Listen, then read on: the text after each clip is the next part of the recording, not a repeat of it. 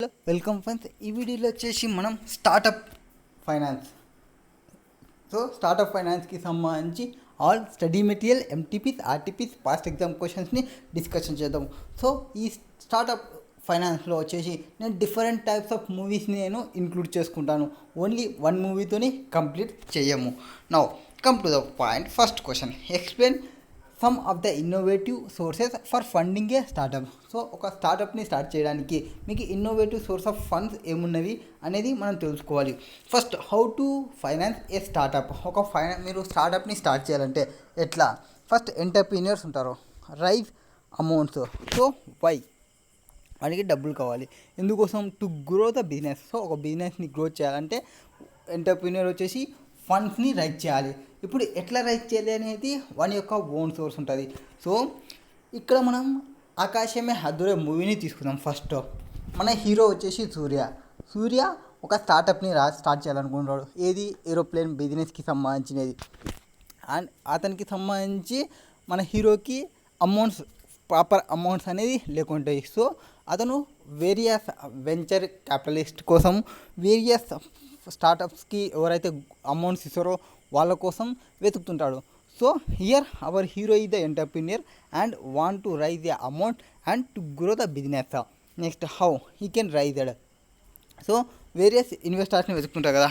Early స్టేజెస్లో bootstrapping చేస్తుంటారు, or friends and families తీసుకుంటారు, అండ్ క్రౌడ్ ఫండింగ్ చేయొచ్చు, ఆర్ ఇంక్యుబేటర్ చేయొచ్చు, ఏంజల్ ఫండింగ్ చేయొచ్చు, ఇన్వెస్టర్స్ చేయొచ్చు, లేటర్ డెట్ టు ఐపీఓకి పోవచ్చు. మనోడు వచ్చేసి దీనిలో కోసం వెతుకుతుంటాడు ఎక్కువ, Angel funding and venture capitalist కోసం. నెక్స్ట్, ఇక్కడ హై రిస్క్ ఉంటుంది, ఇక్కడ లో రిస్క్ ఉంటుంది డెత్ ఐపీఓకి. అండ్ వాల్యూ ఆఫ్ ఫర్మ్కి చూసుకున్నప్పుడు, నెక్స్ట్ రైజింగ్ ఆఫ్ మనీ. మనకి మనీ అనేది రైజ్ అయితే మనం బిజినెస్ని సక్సెస్ చేస్తాము. ఒకవేళ బిజినెస్ అనేది సక్సెస్ కాకుంటే మనకి ప్రాబ్లం వచ్చేస్తుంది.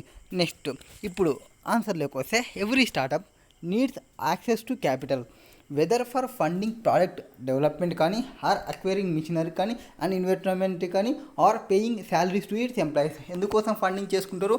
ఒక కొత్త ప్లాంట్ అండ్ మిషనరీని తీసుకోవడానికి కానీ, ఆర్ ఒక ప్రోడక్ట్ని డెవలప్ చేయడానికి కానీ, ఆర్ ఒక మిషనరీని అక్వైర్ చేయడానికి కానీ, ఆర్ ఓ ఇన్వెంటరీని పర్చేస్ చేయడానికి కానీ, ఏదో ఒక పర్పస్ కోసం ఫండ్ని రైజ్ చేస్తారు. Most of entrepreneurs thinks first for bank loan. ఎందుకు బ్యాంక్ లోన్కి పోవాలి? బ్యాంక్ లోన్ అయితే మనకి తక్కువ రేట్ పడుతుంది. మీరు కానీ బయట కానీ తీసుకుంటే, ఇప్పుడు మార్కెట్లో కానీ మీరు తీసుకుంటే 2% రేట్ ఆఫ్ ఇంట్రెస్ట్ అనేది ఉంటుంది మ్యాక్సిమం మామూలుగా చూసుకుంటే.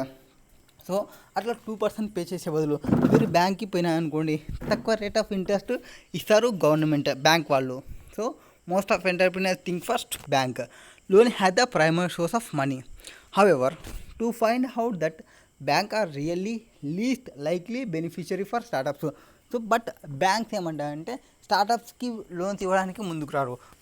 మీరు ఎవరైనా బ్యాంక్కి పోండి, లోన్ కావాలన్నా అనుకుని, వాళ్ళు ఫస్ట్ మీకు అడిగేది ఐటీ రిటర్న్స్ అడుగుతారు అండ్ జిఎస్టీ రిటర్న్స్ అడుగుతారు. సో జిఎస్టీ రిజిస్ట్రేషన్స్ అడుగుతారు. ఇప్పుడు మీకు ఐటీ రిటర్న్స్ కావాలంటే మీకు ఆల్రెడీ ఒక ఇన్కమ్ ఉండాలి. ఇప్పుడే నువ్వు ఫస్ట్గా స్టార్ట్ చేయాలనుకుంటున్నావు అంటే నీ దగ్గర మనీ ఎక్కడ ఉంటుంది? మనీ ఉండదు. సో బ్యాంక్స్ అనేది ఇంట్రెస్ట్ చూపావు వీళ్ళ కోసం. Next, so innovative methods including maximising non banking financing. Here some of the factors. ఇప్పుడు మనకి బ్యాంక్ తీసేసినాం కాబట్టి, బ్యాంక్ ప్రొవైడ్ చేయలేదు కాబట్టి మనం నాన్ బ్యాంక్ దగ్గర పోతాము. నాన్ బ్యాంక్లో కొన్ని పర్సన్స్ అంటే ఎట్లెట్లా మనం ఫైనాన్సింగ్ తీసుకోవచ్చు అనేది కొన్ని చెప్తాము. First, personal financing means it may not seem to be innovative, but you may be surprised to know that some budding people అంటే నీ చుట్టుపక్కల ఉన్న ఫ్రెండ్స్, నువ్వు కానీ never thought of saving any money to start business. నేను as and డేట్కి ఇప్పటికిప్పుడు నేను ఒక బిజినెస్ని స్టార్ట్ చేయాలనుకుంటున్నా. ఫర్ ఎగ్జాంపుల్, నేను ఒక ఆఫీస్ని పెట్టుకోవాలనుకుంటున్నా. నాకు ఇప్పటికిప్పుడు ఐడియా వచ్చినంత మాత్రాన ఇప్పటికిప్పుడు నా చేతిలో అమౌంట్ అనేది ఉండదు. సో ఎవరికి అట్లా ఐడియా అనేది ఉండదు. ఎవరు ముందరనే సేవింగ్ చేసి పెట్టుకొని ఉండరు. ఎవరైతే కొంత మెచ్యూరిటీ ఎక్కువ ఉండి ఫ్యూచర్ ప్లానింగ్ కోసం చాలా ఎక్కువ ఆలోచిస్తుంటారో వాళ్ళు తప్ప, రిమైనింగ్ వెళ్ళే ఎవరు ఆలోచించరు. So this is important because most of the innovators will not put money into deal if they see that you have not contributed any money from your personal source. So ఒక contributor నీకు amount ఇవ్వాలంటే అందులో కొంత నీ యొక్క personal source అనేది ఉండాలి. టోటల్గా అవుట్ సైడరే ప్రొవైడ్ చేయాలంటే అవుట్ సైడర్ కూడా ప్రొవైడ్ చెయ్యరు. Next personal credit lines. ఒకటి పర్సనల్ ఫైనాన్సింగ్ అంటే ఏమంటారు, తల తాకట్టు పెట్టైనా నేను అమౌంట్ పే చేస్తానంట కదా, దట్ ఈస్ పర్సనల్ వర్క్. ఆ నరుగుల మూవీలో అమౌంట్ తీసుకుంటారు కదా, బట్ అక్కడ అతని బిజినెస్ కోసం కాదు, కొడుకుల బిజినెస్ కోసం తీసుకుంటాడు, కొడుకుల జాబ్ కోసం తీసుకుంటారు. సో పర్సన్ని చూసి ఇచ్చే financing personal financing. Next person credit lines.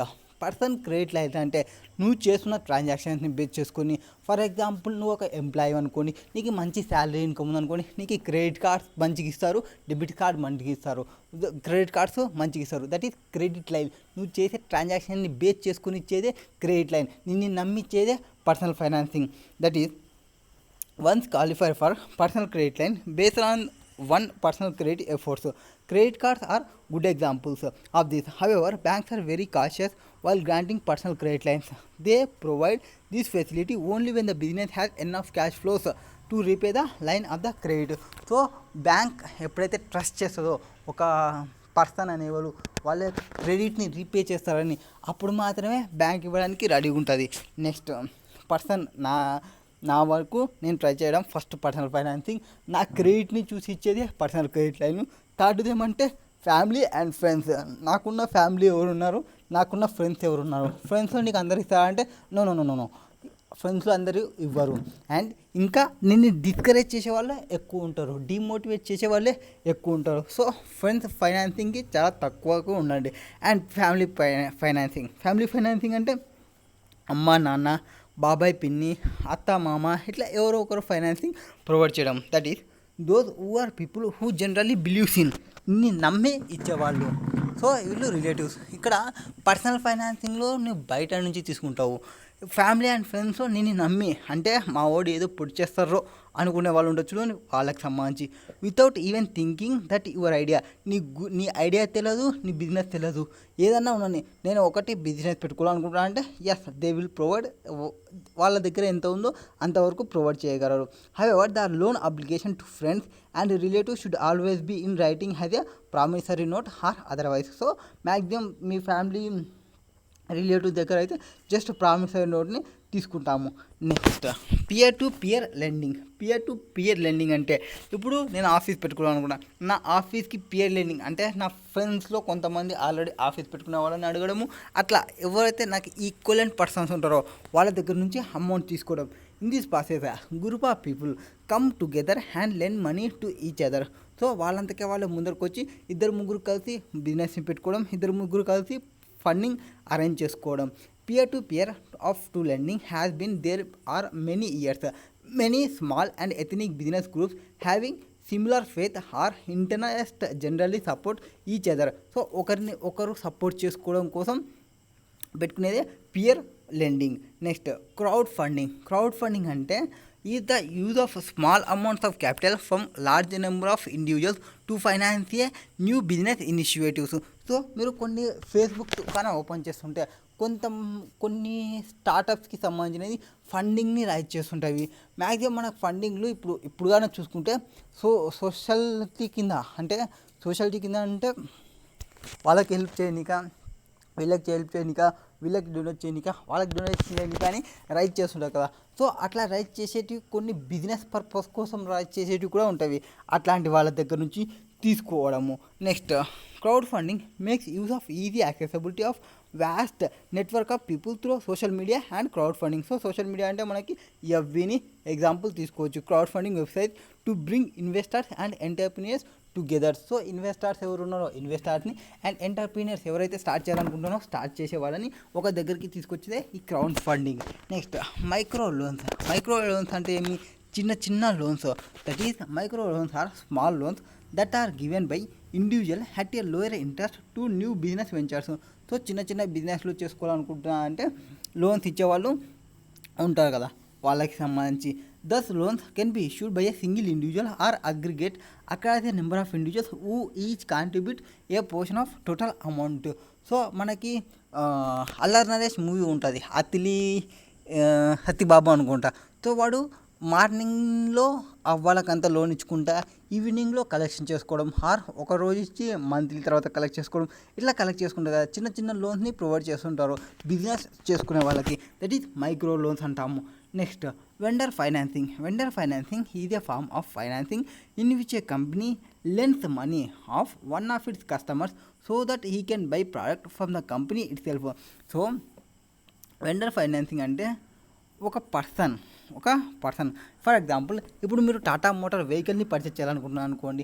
Tata వెహికల్ని పర్చేస్ చేయడానికి అది ఒక 15 lakhs అవుతుంది. బట్ మీ దగ్గర ఓన్లీ 5 lakhs ఉంది. వాళ్ళు ఏమంటారంటే నువ్వు మా వెహికల్ని కొంటే నేనే నీకు లోన్ ఇస్తా అని చెప్తారు. అది దగ్గర సో వాళ్ళ యొక్క ప్రోడక్ట్ని సేల్ చేసుకుంటా వాళ్ళే ఫైనాన్సింగ్ ప్రొవైడ్ చేసే వెండర్ ఫైనాన్సింగ్ అంటారు. సో వాళ్ళ దగ్గర నువ్వు ఫైనాన్సింగ్ చేసుకోవాలి, వాళ్ళ ప్రోడక్ట్ని నువ్వు పర్చేస్ చేసుకోవాలి. And vendor financing also takes place when many manufacturers and distributors are convinced to defer payment until the goods are sold. So కొన్ని కేసెస్లో ఏమవుతాయంటే మ్యానుఫ్యాక్చరర్ డిస్ట్రిబ్యూటర్స్ వాళ్ళు కన్విన్స్ చేసుకుంటారు పేమెంట్ చేయనీక. అంటే ఫస్ట్ గూడ్స్ని అక్కడ పెట్టేసి ఎవరి దగ్గర రీటైల్ దగ్గర సేల్ చేయడానికి పెట్టి ఆఫ్టర్ 30 days తర్వాత తీసుకోవడం. This means extending the payment terms to the longer period. For 30 days payment తర్వాత పీరియడ్ 45 daysకి 60 daysకి ఇట్లా తీసుకోవడం. However this depends on one credit worthiness and payment of more money. Next purchase order financing. Purchase order financing means the most common scaling problem faced by the startups is the inability to find a large new orders. So మనం కొత్త ఆర్డర్స్ని తీసుకోవడం చాలా problem అవుతుంది. ఎందుకు మనం business start చేసినాం, మనకి orders లేకుంటే మనం ఏం బిజినెస్ చేస్తాము. ఫర్ ఎగ్జాంపుల్ నేను ఇప్పుడు గార్మెంట్స్ బిజినెస్ చేస్తున్నాను. ఆర్ ఇది ఉంది ఏది మూవీ వచ్చేసి విజయ్ దేవరకొండ వాళ్ళ తమ్ముడు ఒక బిజినెస్ పెట్టుకుంటాడు, ఏది హోటల్ బిజినెస్ పెట్టుకుంటాడు. బట్ హోటల్ బిజినెస్ పెట్టుకుంటారు కానీ హోటల్కి ఎవరు రాకుంటారు, ఏం ఆర్డర్ని చేయకుంటారు. సో అదంతా అమౌంట్స్ పెట్టుకొని అవన్నీ చేసుకున్న తర్వాత ఆర్డర్స్ ఏం రాకుంటే ఈ విల్ లాస్. సో ఇప్పుడు ఒక క్యాటరింగ్ పెట్టుకున్నారు, క్యాటరింగ్ ఫుడ్ పెట్టినాము, క్యాటరింగ్ ఆర్డర్స్ రావాల్సిందే, అప్పుడే మనం పెట్టిన దానికి అమౌంట్స్ అనేది వస్తుంది. The reason is that they do not have necessary cash to produce and delivery to the product. So మనకు ఒక ఆర్డర్ వస్తే ఆర్డర్ వాళ్ళు అడ్వాన్స్ ఇస్తే అడ్వాన్స్తో మనం ప్రోడక్ట్ని తీసుకొని వచ్చి వాళ్ళకి ప్రొవైడ్ చేయడము. బట్ మ్యారేజ్ వాళ్ళు ఏం చెప్తారు, ఈవెంట్స్ వాళ్ళు maximum first you should provide, అన్నీ ప్రొవైడ్ చేసిన తర్వాత లాస్ట్ బిల్ ఎంత అవుతుందో చెప్పండి అంత పేమెంట్ చేస్తామని అంటారు. సో కొంతమంది అడ్వాన్స్ని ఎక్కువ ఎంకరేజ్మెంట్ చేయరు. సో దానికోసం మన దగ్గర ఫస్ట్ ఫండింగ్ అనేది ఉండాలి. And next year purchase order financing companies often advance the required funds directly to the supplier and this allows the transaction to complete and profit to flow up to the new business. Next factoring account receivables అంటే ఇప్పుడు మనం sale చేసినాం, మన డేటాకి ఒక 45 days time ఇచ్చినాము.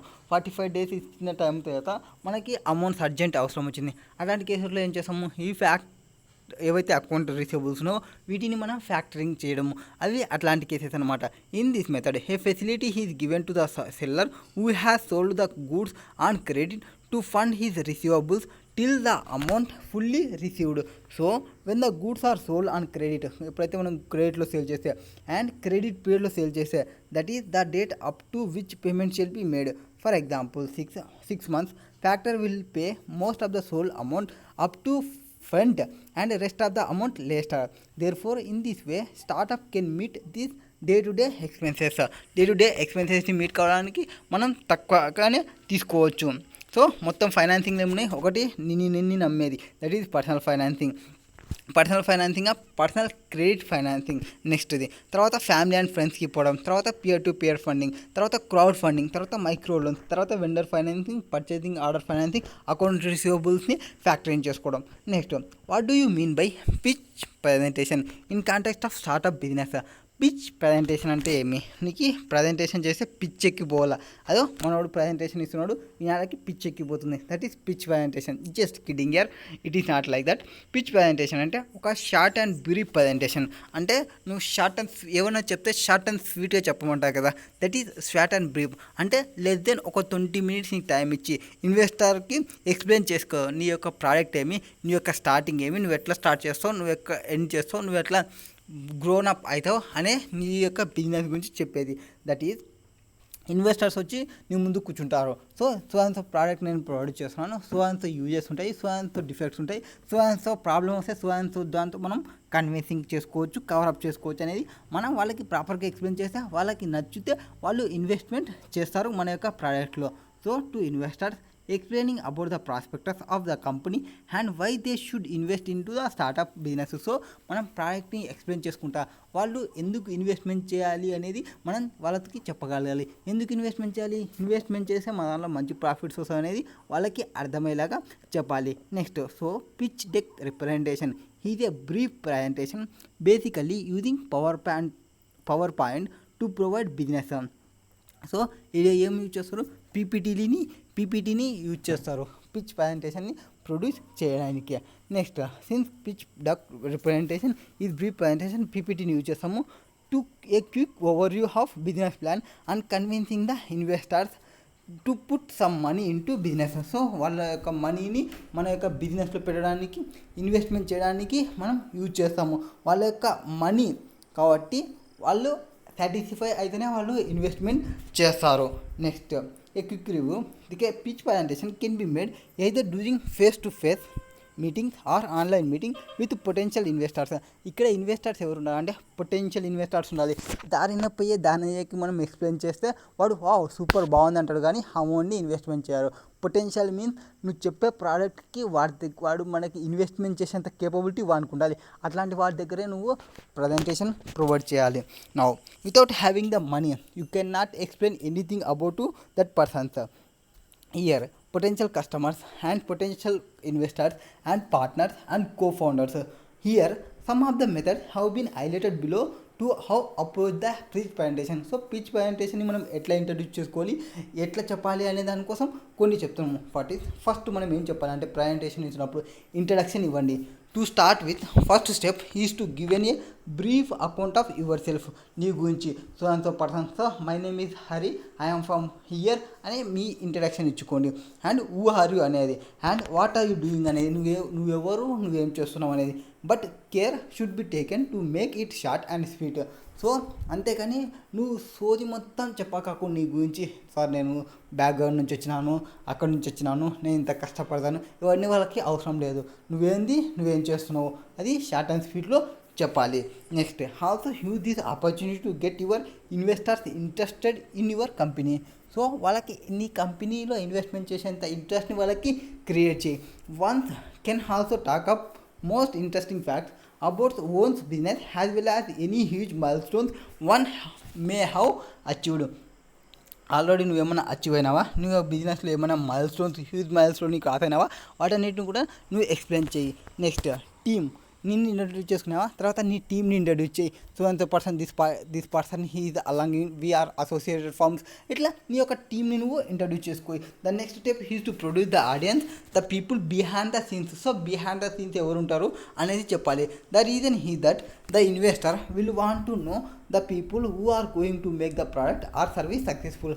So నీ ఒక్కరి గురించే కాదు, నీ వెనకాల ఉన్న వాళ్ళు కూడా స్ట్రాంగ్ ఉంటేనే బిజినెస్ అనేది రన్ అవుతుంది. ఇప్పుడు క్రికెట్ టీంలో ఓన్లీ కెప్టెన్ ఒకటి స్ట్రాంగ్ ఉంటే సరిపోదు. కెప్టెన్ బ్యాక్ ఎవరైతే ఉంటారో ఫీల్డర్స్, బౌలర్స్, బ్యాట్స్మెన్స్ అందరూ సక్సెస్ఫుల్గా రన్ చేయాలి, మనం విన్నప్ చేయాలి అనేలాగా ఉండాలి. అట్లా ఉంటేనే మనకి క్రికెట్ కప్ అనేది మనకు వస్తుంది. లేదంటే కప్పు రాదు, కప్పు పైన ఉన్న మూత రాదు. Next moreover the investors are not only putting money towards the ideas but they are also investing in the team. So వాళ్ళు నువ్వు చెప్పిన ప్రోడక్ట్ మీద ఒకటే పెట్టినట్టు కాదాడ, ఎందుకంటే నువ్వు చెప్పే ప్రోడక్ట్ అనేది నీ యొక్క టీం వర్కౌట్ చేస్తేనే ఆ ప్రోడక్ట్ అనేది బయటకు వస్తుంది. సో నీ టీం మీద కూడా వాళ్ళు ఇన్వెస్ట్మెంట్ చేస్తున్నట్లనే. Next also an attempt should be made to include the background of promoter and how it relate to new company. And నీకే ప్రమోటర్ నీ యొక్క ఇంట్రడక్షన్ చెప్తున్నప్పుడు నువ్వు ఎట్లా కనెక్ట్ అయినావు ఈ బిజినెస్కి అనేది, నువ్వు ఎట్లా సక్సెస్ఫుల్ అవుతావు అనేది కూడా చెప్పాల్సి వస్తుంది. More over it is if possible it can also be highlighted that team has worked together in the past and achieved significant results. Next, problems. Further, the promoter should be explain the problem he is going to solve and solutions emerging from it. So నీకేమేమి problems ఉన్నాయి, ఎట్లా నువ్వు solve చేసుకోవాలి, ఏమేమి solutions వస్తుంది అనేది check చేసుకోవాలి. Further the investor should be convinced that the newly introduced product or service will solve the problem convincingly. ఒకవేళ ఏమైనా ప్రాబ్లమ్స్ వచ్చినావు అనుకోండి, ఆ ప్రాబ్లమ్స్ని నువ్వు ఎట్లా సాల్వ్ చేస్తావు అనేది కూడా నువ్వు ఎక్స్ప్లెయిన్ చేయాలి. Next for example when Facebook was launched 2004లో ఫేస్బుక్ని లాంచ్ చేసినాము. It added some new features which give it more professional and lively look in comparison to Orkut, which was there for some time. It enabled Facebook to become an instant hit among people.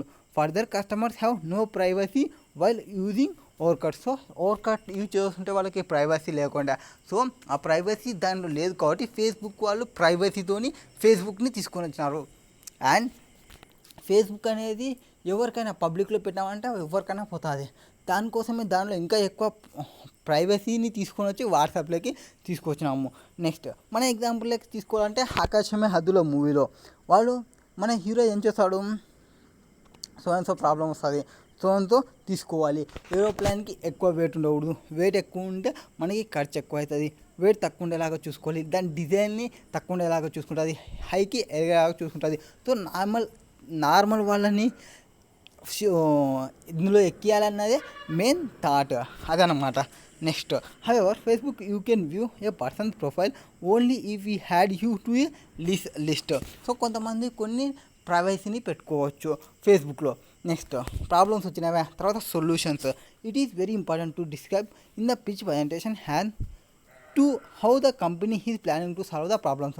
నీకు ఒక problem వచ్చింది అనుకోండి, ఆ ప్రాబ్లమ్ని నువ్వు ఎట్లా solve చేస్తావు అనేది కూడా నువ్వు ఎక్స్ప్లెయిన్ చేయగలగాలి. For instance when Flipkart first started its business in 2007. So Flipkart అనేది ఎప్పుడు స్టార్ట్ చేసింది బిజినెస్, 2007లో స్టార్ట్ చేసింది. It bought the concept of e-commerce in the India, but when they started payment through credit card was rare. ఎప్పుడైతే మనకి ఫ్లిప్కార్ట్ వచ్చిందో అది అలాంగ్ విత్ ట్రాన్స్పోర్టేషన్తో స్టార్ట్ చేసుకుంది. అలాంగ్ విత్ ట్రాన్స్పోర్టేషన్తో స్టార్ట్ చేసినప్పుడు పేమెంట్స్ అనేది క్రెడిట్ కార్డ్తో చేస్తలేకుండ్రి. అండ్ సో వాళ్ళు ఏం చేసిన అంటే, so they introduce the system of payment on the basis of cash on delivery which later followed by the other e-commerce companies. So వీళ్ళు ఏం చెప్తున్నావు, మేము క్యాష్ ఆన్ డెలివరీని ప్రొవైడ్ చేస్తాము. సో ప్రాబ్లం ఏమంటే కార్డ్ని యూజ్ చేయాలంటే ప్రాబ్లము, ఆ కార్డ్కి సొల్యూషన్ ఏమి క్యాష్ ఆన్ డెలివరీని ప్రొవైడ్ చేయడము. సో ఫస్ట్ మీ దగ్గర ప్రోడక్ట్స్ వస్తుంది, ప్రోడక్ట్ వచ్చిన తర్వాత మీరు క్యాష్ని పే చేయండి అని చెప్పడము. The second problem, next problem ఏమొచ్చిందంట, was the entire supply chain system delivering the goods on time is one of the most important factors that determine the success of an e-commerce company. E-commerce కంపెనీలో నువ్వు product delivery అనేది ఇప్పుడు పెడితే 1 week or 10 days వచ్చేయాలి, అంతేకాని ఒక 6 month తర్వాత ఒక 1 ఇయర్ తర్వాత వస్తే దాని మీద ఉన్న ఇంట్రెస్ట్ అనేది ఉండదు. సో మెయిన్ ఇంపార్టెంట్ ఏమి transportation, delivery of the product అనేది main important. So Flipkart address this ఈ ఇష్యూని అడ్రస్ చేసుకుంది by launching their own supply chain management system to deliver orders in a timely manner. దానికోసం ఏం చేసింది, అది ఓన్ డెలివరీ సిస్టమ్ని పెట్టుకోయింది. This innovative techniques used by Flipkart enable them to raise large amount of capital from investors. So వీళ్ళు ఈ రెండు యొక్క సొల్యూషన్స్ని ప్రొవైడ్ చేసి లార్జ్ అమౌంట్ని ఇన్వెస్టర్స్ నుంచి తీసుకున్నారు. నెక్స్ట్ మార్కెటింగ్ అండ్ సేల్స్ అంటే ఏమి, దిస్ ఈజ్ మనం ఎంత మంచి ప్రోడక్ట్ని చేసినా మన ప్రోడక్ట్ అనేది మార్కెట్కి లేకుంటే ఆర్ మన ప్రోడక్ట్కి కానీ అడ్వర్టైజ్మెంట్ లేకుంటే అవతల పర్సన్కి అనేది తెలియదు. సో నీ ప్రోడక్ట్ అనేది కంపల్సరీ అవతల పర్సన్కి తెలియాలి. నో టు ద కస్టమర్ అనేది మెయిన్ ఇంపార్టెంట్. ఫర్ నీకు అమౌంట్ రావాలంటే అమౌంట్ అనేది నీకు ఇప్పుడు రాకపోయినా నెక్స్ట్ ఇయర్ అయినా వస్తుంది. ఫస్ట్ నీ గురించి అనేది తెలియాలి, నీ ప్రోడక్ట్ గురించి అనేది తెలియాలి. That is marketing and sales. This is very important part. అందుకే మీకు సేల్స్ మేనేజర్కి మార్కెటింగ్ పర్సన్స్ ఎవరైతే ఉంటారో వాళ్ళకి శాలరీస్ అనేది ఎక్కువ ఉంటాయి. Next will deeply interested the market size of the product must be communicated to the investors. This can include profiles of target customers, but one should be prepared to questions about how to promoter is planning to attack the customers. So వాళ్ళు investor చెప్తున్నాడు కదా, pitch presentation చెప్తున్నాడు కదా, ఆ ప్రజెంటేషన్లో నువ్వు నీ యొక్క కస్టమర్స్ని ఎట్లా అట్రాక్ట్ చేస్తావు అనేది కూడా వాళ్ళకి చెప్పాలి. Next if a business is already selling goods, ఒకవేళ ఆల్రెడీ గూడ్స్ని సెల్లింగ్ చేస్తుంటే the promoter can also brief the investors about the growth and forecast future revenue. So promoter ఏం చెప్పాలి, ఇన్వెస్టర్స్ గురించి బ్రీఫ్గా చెప్పడము and growth and forecast the future రెవెన్యూని forecasting చేయడం. Next projects or milestones. Project and milestones అంటే 1 ఇయర్కి నువ్వు ఎంత అచీవ్ కావాలనుకుంటున్నావు, 2 ఇయర్స్కి నువ్వు ఎంత అచీవ్ కావాలనుకుంటున్నావు, నీ మైల్ స్టోన్స్ ఏమి అవి చెక్ చేసుకోవడం. It is true that it is difficult to make financial projections for a startup concerns. So మనకి ఫైనాన్షియల్ ప్రొజెక్షన్కి ఫర్ స్టార్టప్ కన్సర్న్కి అది డిఫికల్టీ ఏమంటే మనం ఒక మైల్ స్టోన్ని పెట్టుకున్నాం అనుకోండి, నేను 6 మంత్స్లో ఇన్ని ఆర్డర్స్ని చేయాలి, 6 మంత్స్లో నేను ఇంత రీచ్ కావాలనేది, అది రీచ్ కావడం అనేది డిఫికల్టీ టాస్క్ అనేది. If the organization does not have long term financial history and educated guess can be made. So నేను ఒక ప్రాజెక్ట్ని స్టార్ట్ చేద్దాం అనుకున్నా, ఈ ప్రాజెక్ట్ అనేది 6 మంత్స్ లోపల మళ్ళీ క్లోజ్ అయిపోతుంది అంటే నీకు లాంగ్ ప్లానింగ్ లేదనుకోండి, లాంగ్ ప్లానింగ్ లేనప్పుడు ఆ బిజినెస్ని నువ్వు సర్వైవల్ చేయలేవు. Can be made. Projected financial statements can be prepared which gives an organization a brief idea about where is the business heading అనేది ఎక్కడ ఉంది and it tells us that whether the business will be making profit or loss. So మన business head ఎక్కడుందనేది తెలుస్తుంది, మన business అనేది profit తెస్తుందా లేదా are loss తెస్తుందా అనేది తెలుస్తుంది. Next financial projections include 3 basic questions. మామూలుగా మనకు ఫైనాన్షియల్ స్టేట్మెంట్లో 3 బేసిక్ డాక్యుమెంట్స్ ఉంటాయి. ఒకటి మన యొక్క ఇన్కమ్కి సంబంధించి, సెకండ్ది మన యొక్క క్యాష్ ఫ్లోకి సంబంధించి, థర్డ్ది balance sheet statement. So profit and loss account, balance sheet, cash flow statement. That is investment income statement వచ్చేసి these projects how much money the business will generate by projecting income and expenses. That is మన investment మన amounts అనేది project ఇన్కమ్లో పెట్టినది, మనకున్న expenses ఏమున్నాయి, మన యొక్క sales ఏమి, కాస్ట్ ఆఫ్ గుడ్స్ సోల్డ్ ఏమి అండ్ ఎక్స్పెన్సెస్ ఏమి, క్యాపిటల్ ఏముంది, వీటన్నిటిని చెక్ చేసుకోండి. క్యాపిటల్కి సంబంధించి ఇంట్రెస్ట్ ఎక్స్పెండిచర్ అవన్నీ ఉంటాయి కాబట్టి. Next for your first year business you will want to create a monthly income statement. So మీరు ఫస్ట్ ఇయర్లో ఉంటే మంత్లీ ఇన్కమ్ని కూడా చెక్ చేసుకోండి, అప్పుడే మనం అచీవ్ అవుతున్నామా లేదా బడ్జెట్స్ అనేది మనకి తెలుస్తుంది. For the second year quarterly statement will be sufficient and following years you just need prepare the annual statement. So మీరు మీ యొక్క టార్గెట్స్ని చెక్ చేసుకోవడానికి ఫస్ట్ ఇయర్ అయితే మీరు మంత్లీ చెక్ చేసుకోండి, సెకండ్ ఇయర్ అయితే హాఫ్ ఇయర్లీ అట్లా క్వార్టర్లీ చెక్ చేసుకోండి, ఆర్ ఫోర్త్ ఇయర్ ఆ ఫాలోయింగ్ ఇయర్స్ అయితే ఇయర్లీ యాన్యువల్ స్టేట్మెంట్ని ప్రిపేర్ చేస్తే చాలు.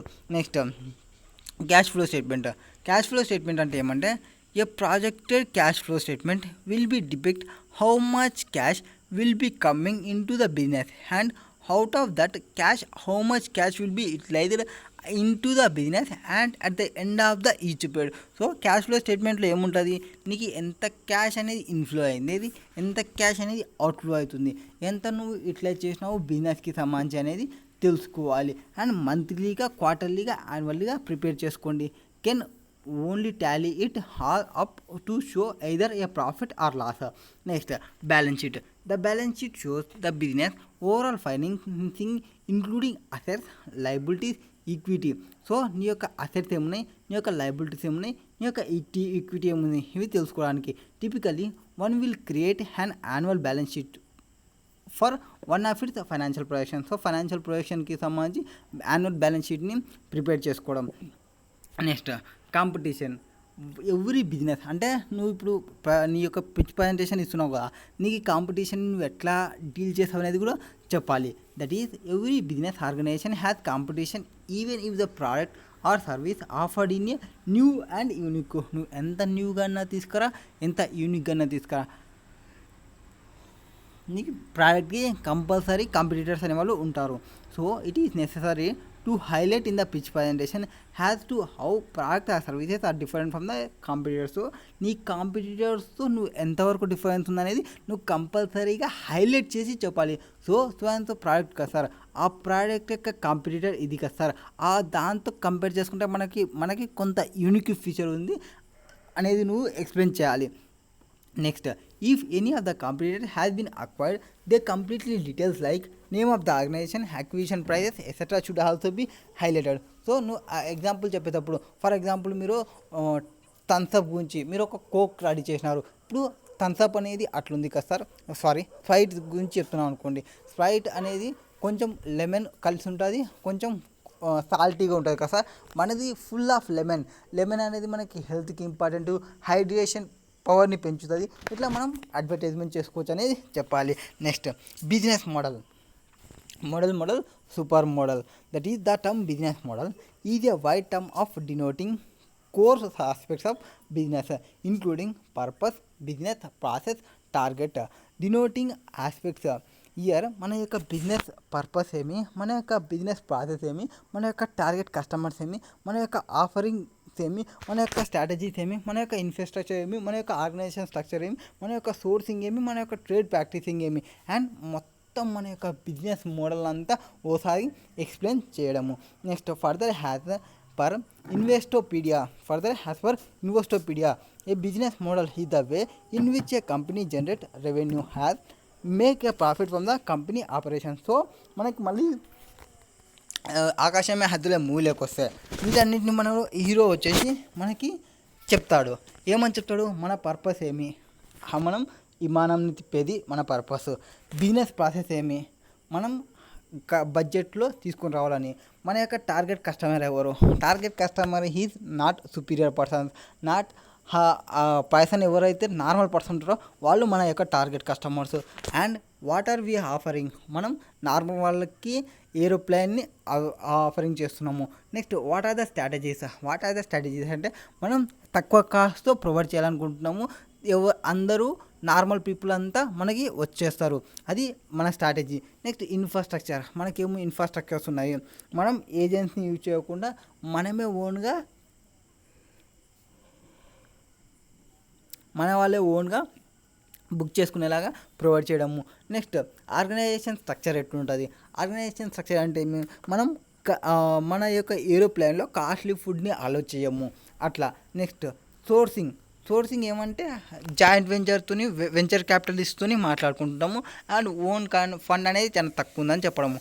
నెక్స్ట్ ట్రేడింగ్ ప్రాక్టీసెస్ అంటే ఆల్రెడీ వీళ్ళు ఉన్నారు ఆ ట్రేడింగ్లో, వాళ్ళ ప్రాక్టీస్ అనేది సుపీరియర్ కస్టమర్స్ని వాళ్ళ ఫోకస్, నా ఫోకస్ వచ్చేసి నార్మల్ వాళ్ళని, ఇది నా ట్రెడిషనల్ ప్రాక్టీస్ అనేది చెప్పాలి. Next operational process and policies including culture. Next further has for Investopedia a business model is the way in which the company generate revenue and makes a profit from the company operations. So company ఎంత generate చేసింది, investment చేసిన దానిలో company ఎంత generate చేస్తుంది, ఇన్వెస్ట్మెంట్కి ఎంత profit వస్తుంది company operation నుంచి అనేది చెప్పాలి. Next analytics use the terms of gross profit has a way to compare the efficiency and effectiveness of a firm's business model.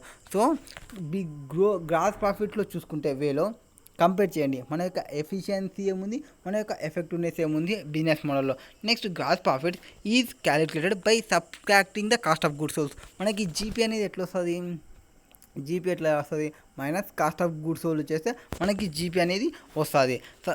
So sold from revenue. A business model can be illustrated with the help of an example. So business మోడల్ని మనం ఎట్లా illustrate చేసుకుంటామో కొన్ని examples చెప్తాం ఇప్పుడు.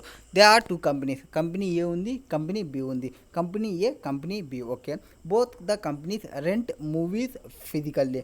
ఒక మూవీస్ని ఫిజికల్గా రెంట్కి ఇచ్చినాము. Both the companies made 5 crores has revenue. Cost of goods sold was 4 crores and some of the companies made 1 crores has gross profit. After that, introducing of internet, company A started to offer movie online instead of renting or selling it physically. So టికెట్ని ఇప్పుడు ఏం చేస్తున్నారు, ఇంటర్నెట్లో purchase చేసుకోమని చెప్తున్నారు. అంటే physical buying లేదు.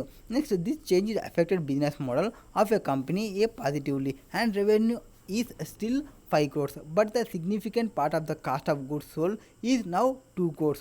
So cost of goods ఏమైంది, 2 crores వచ్చింది. సేల్స్ రెవెన్యూ అనేది అంతనే ఉన్నప్పటికీ కాస్ట్ ఆఫ్ గుడ్స్ అనేది తగ్గింది. దట్ ఈజ్ వాళ్ళకి పే చేసే శాలరీ ఉంటుంది కదా, ఫిజికల్గా మెయింటైన్ చేసే శాలరీ పేమెంట్స్ ఉంటాయి, అవి హై పేమెంట్ అవుతాయి. Next this is because online sales lead to significant reduction of storage and distribution of cost. So మనం ఆ టికెట్ని స్టోరేజ్ చేసుకోవాల్సిన అవసరం లేదు, డిస్ట్రిబ్యూషన్ కాస్ట్ని మెయింటైన్ చేయాల్సిన అవసరం లేదు.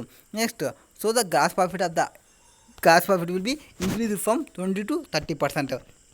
Next therefore company A isn't making more in sales. So దీనివల్ల కంపెనీ ఏ అనేది ఎక్కువ సేమ్ సేల్స్ ఉన్నప్పటికీ మోర్ ప్రాఫిట్ని గెయిన్ చేస్తుంది. But the figure out a way of revolution it business model which is greatly reduce the cost. ఇక్కడ ఏం జరిగింది, revenue పెరిగిందా? నో. జస్ట్ వాళ్ళు కాస్ట్ని డిక్రీజ్ చేసుకున్నారు. Next managers at the company A have additional 40% more in the margin in to play with managers at company A. So మేనేజర్స్కి పేమెంట్స్ని చూసుకోండి. And managers at a company A ఈ little room for errors and they have treated carefully. So మనం online లేకపోయినామంటే ఆన్లైన్లో టికెట్లు ఎంత వచ్చినాయి అనేది మనకి క్లియర్ కట్ అనేది తెలుస్తుంది. అక్కడ సీరియల్ నెంబర్స్ అనేది కూడా యాక్చువల్ ఉంటుంది. సో ఎర్రర్స్ అనేది చాలా తక్కువ ఉంటాయి. Next hence every investor want to get is money back. It is important to tell them A pitch presentation has how they should plan on generating revenue. So మనం రెవెన్యూని ఎట్లా generate చేస్తాము అంటే ఫిజికల్గా పర్సన్ని పెట్టి జనరేట్ చేస్తామా అంటే ఫిజికల్ సేల్ చేసినాం అనుకోండి ఫిజికల్ పర్సన్ కావాల్సి వస్తుంది. ఆర్ ఆన్లైన్లో సేల్స్ని జనరేట్ చేస్తామా అనేది క్లియర్గా ఎక్స్ప్లెయిన్ చేయాలి. It is better to show the investors list of various revenues streams of for business model. అంటే మనం ఆన్లైన్లో నెఫ్ట్ ద్వారా ఈసీఆర్ ద్వారా డీడీల ద్వారా ఎట్లా కలెక్ట్ చేసుకుంటాం అనేది ఒక ఎగ్జాంపుల్తో వాళ్ళకి చెప్పేసేయండి టైం లైన్లో. Next further how to price the product and what does the competitor charge for the same or similar product. So మన ప్రోడక్ట్కి మనం ఎంత ప్రైస్ పెడుతున్నాము మన కాంపిటీటర్ సేమ్ ప్రోడక్ట్కి ఎంత కలెక్ట్ చేసుకుంటున్నాం అనేది కూడా చెప్పాల్సి ఉంటుంది. నెక్స్ట్ హైలైట్ చేయండి దానికి సంబంధించి. And it is also beneficial to discuss the life time value of the company and customers and what should be the strategy to keep him glued to their product. So మనం product గురించి చెప్పినాము. ఈ ప్రోడక్ట్కి బెనిఫిషియలీ అనేది only short term benefit ఉంది అనుకోండి, ఈ ఇయర్కి బెనిఫిట్ ఉంటుంది 2 ఇయర్స్కి బెనిఫిట్ ఉంటుంది అనుకోండి, లాంగ్ టర్మ్లో లేదనుకోండి అట్లాంటి దాంట్లో ఇన్వెస్ట్మెంట్ చేయాలి అనుకోరు. సో హీజ్ అమౌంట్ పెట్టినప్పుడు హీజ్ లాంగ్ టర్మ్ అనేది ఉండాల్సి చెక్ చేస్తారు. Next financing. సో మనం పిచ్ ప్రజెంటేషన్లో ఇవన్నీ చెప్పుకుంటూ పోవాలి. వాళ్ళకి మనం కాంపిటీటర్స్ ఉంటే ఎట్లా చూసుకోవాలి, మనం కాస్ట్ని ఎట్లా ఇంక్లూడ్ చేసుకుంటాము, మనం కాంపిటీటర్స్ ఎట్లా అరేంజ్ చేసుకుంటాము ఇవన్నీ చెక్ చేసుకుంటా. Next financing. If a startup business firm has raised money. So ఎప్పుడైతే మనకి స్టార్టప్ అనేది మనీని రైజ్ చేసింటే to talk about how much money has already been raised.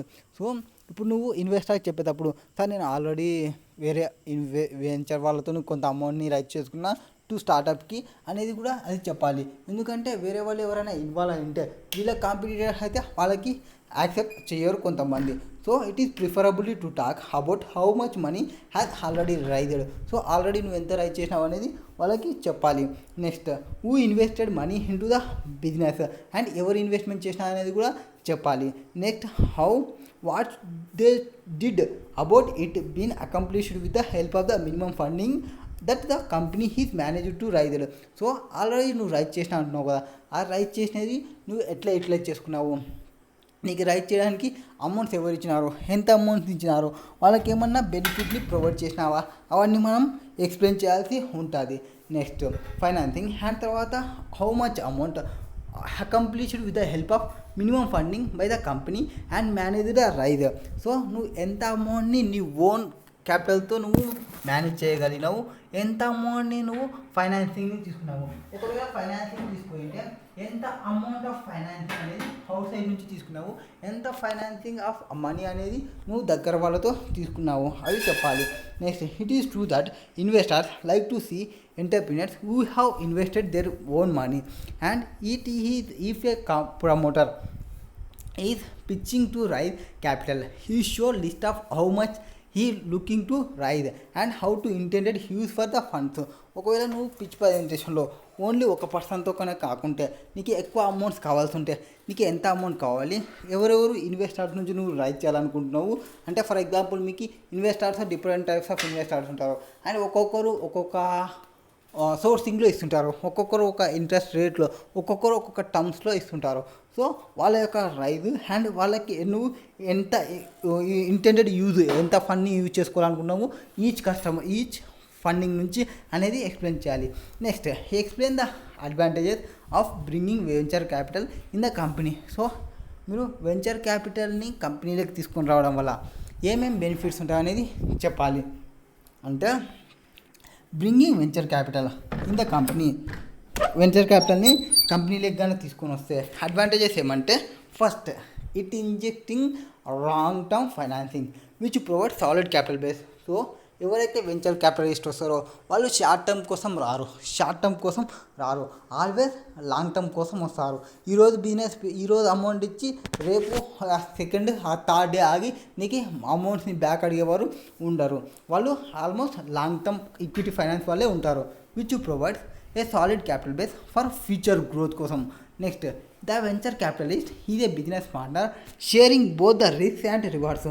So venture capitalist business partner ఎవరైతే ఉంటారో వాడు బోత్ రిస్క్ రివార్డ్స్ రెండింటినీ share చేయాలి. And venture capitalist are rewarded with the business success and capital gain. Business యొక్క సక్సెస్ని and business యొక్క capital గెయిన్స్కి రెండింటిని మనం షేర్ చేయాలి. వెంచర్ క్యాపిటలిస్ట్కి రివార్డ్ చేసేటప్పుడు ఓన్లీ నేను బిజినెస్ సక్సెస్ని షేర్ చేస్తాను, క్యాపిటల్ గెయిన్ని సక్సెస్ చేయాలంటే యాక్సెప్ట్ చేయదు. సో రెండింటిని షేర్ చేయాలి. ఫస్ట్ది లాంగ్ టర్మ్ ఈక్విటీ ఫైనాన్స్లో వస్తారు, బోత్ రిస్క్స్ అండ్ రివార్డ్స్ని షేర్ చేసుకోవాల్సి వస్తుంది. Next, venture capitalist is able to provide practical advises and assist to the company based on the past experience. So ఈ వెంచర్ క్యాపిటలిస్ట్ అనేవాళ్ళు ఈరోజు ఒకటే మనతో ఒకటే వాళ్ళే కాదు, ఇంతకుముందు వేరే వాళ్ళతో కూడా వాళ్ళు ఉండింటారు. సో వాళ్ళు ప్రాక్టికల్ అడ్వైజెస్ని మనకి చెప్తారు, మనకి అసిస్టెన్స్ చేస్తారు, పాస్ట్ ఎక్స్పీరియన్సెస్ని చెప్తారు. And with other companies which are similar situations. Already నేను లాస్ట్ టైం ఇంతకుముందు కొంతమందితో రైట్ చేసినాను, వాళ్ళతో రైట్ చేసినప్పుడు ఇట్లా ఉండే నాకు, వాళ్ళతో రైట్ చేసినాక ఇట్లా అయింది, ఇట్లాంటివన్నీ వాళ్ళు ఎక్స్ప్లెయిన్ చేస్తారు. అండ్ వాళ్ళు ఎట్లా చేసినారు అనేది తెలుసుకొని అట్లా రాంగ్ చేయకుండా ఉండడానికి మనకి పాసిబిలిటీ వస్తుంది. Next, where has practical advice చెప్తారు. Next, the venture capitalist also have network of contacts in many areas then that can add value to the company. So venture capitalist వాళ్ళకి నెట్వర్క్ అనేది చాలా పెద్ద network ఉంటుంది. So ఆ network ద్వారా మనకేమవుతుందంటే ఆ network అనేది మనకి బాగా ఉపయోగపడుతుంది. ఎందుకు? ఆ నెట్వర్క్ని ఉపయోగించి మనం ఒకవేళ ఈ వెంచర్ క్యాపిటలిస్ట్ వీలు కాకుండా కానీ వేరే నెట్వర్కింగ్ వాళ్ళతో మనం అమౌంట్స్ తీసుకోవాల్సి వస్తుంది. సో ఫస్ట్ది ఏం బెనిఫిట్, లాంగ్ టర్మ్లో ఉంటారు. నెక్స్ట్ వచ్చేసి రిస్క్ అండ్ రివార్డ్స్ రెండింటిని సేల్ చేస్తారు. నెక్స్ట్ ప్రాక్టికల్ అడ్వైజ్ అండ్ అసిస్టెంట్ని ప్రొవైడ్ చేస్తారు, వాళ్ళ యొక్క పాస్ట్ ఎక్స్పీరియన్సెస్ని షేర్ చేస్తారు. తర్వాత నెట్వర్క్ ఆఫ్ కాంటాక్ట్స్ యొక్క నెట్వర్క్స్ వల్ల మనకి కంపెనీ అనేది వాల్యూ యాడ్ అవుతుంది మన యొక్క కంపెనీకి. And venture capitalist may be capable of providing additional rounds of funding should it made be required to financing growth. Next, venture capitalists are experienced in the process of preparing ఏ కంపెనీని initial public offer. So ఐపీఓకి కూడా పోయే chances ఉంటాయి.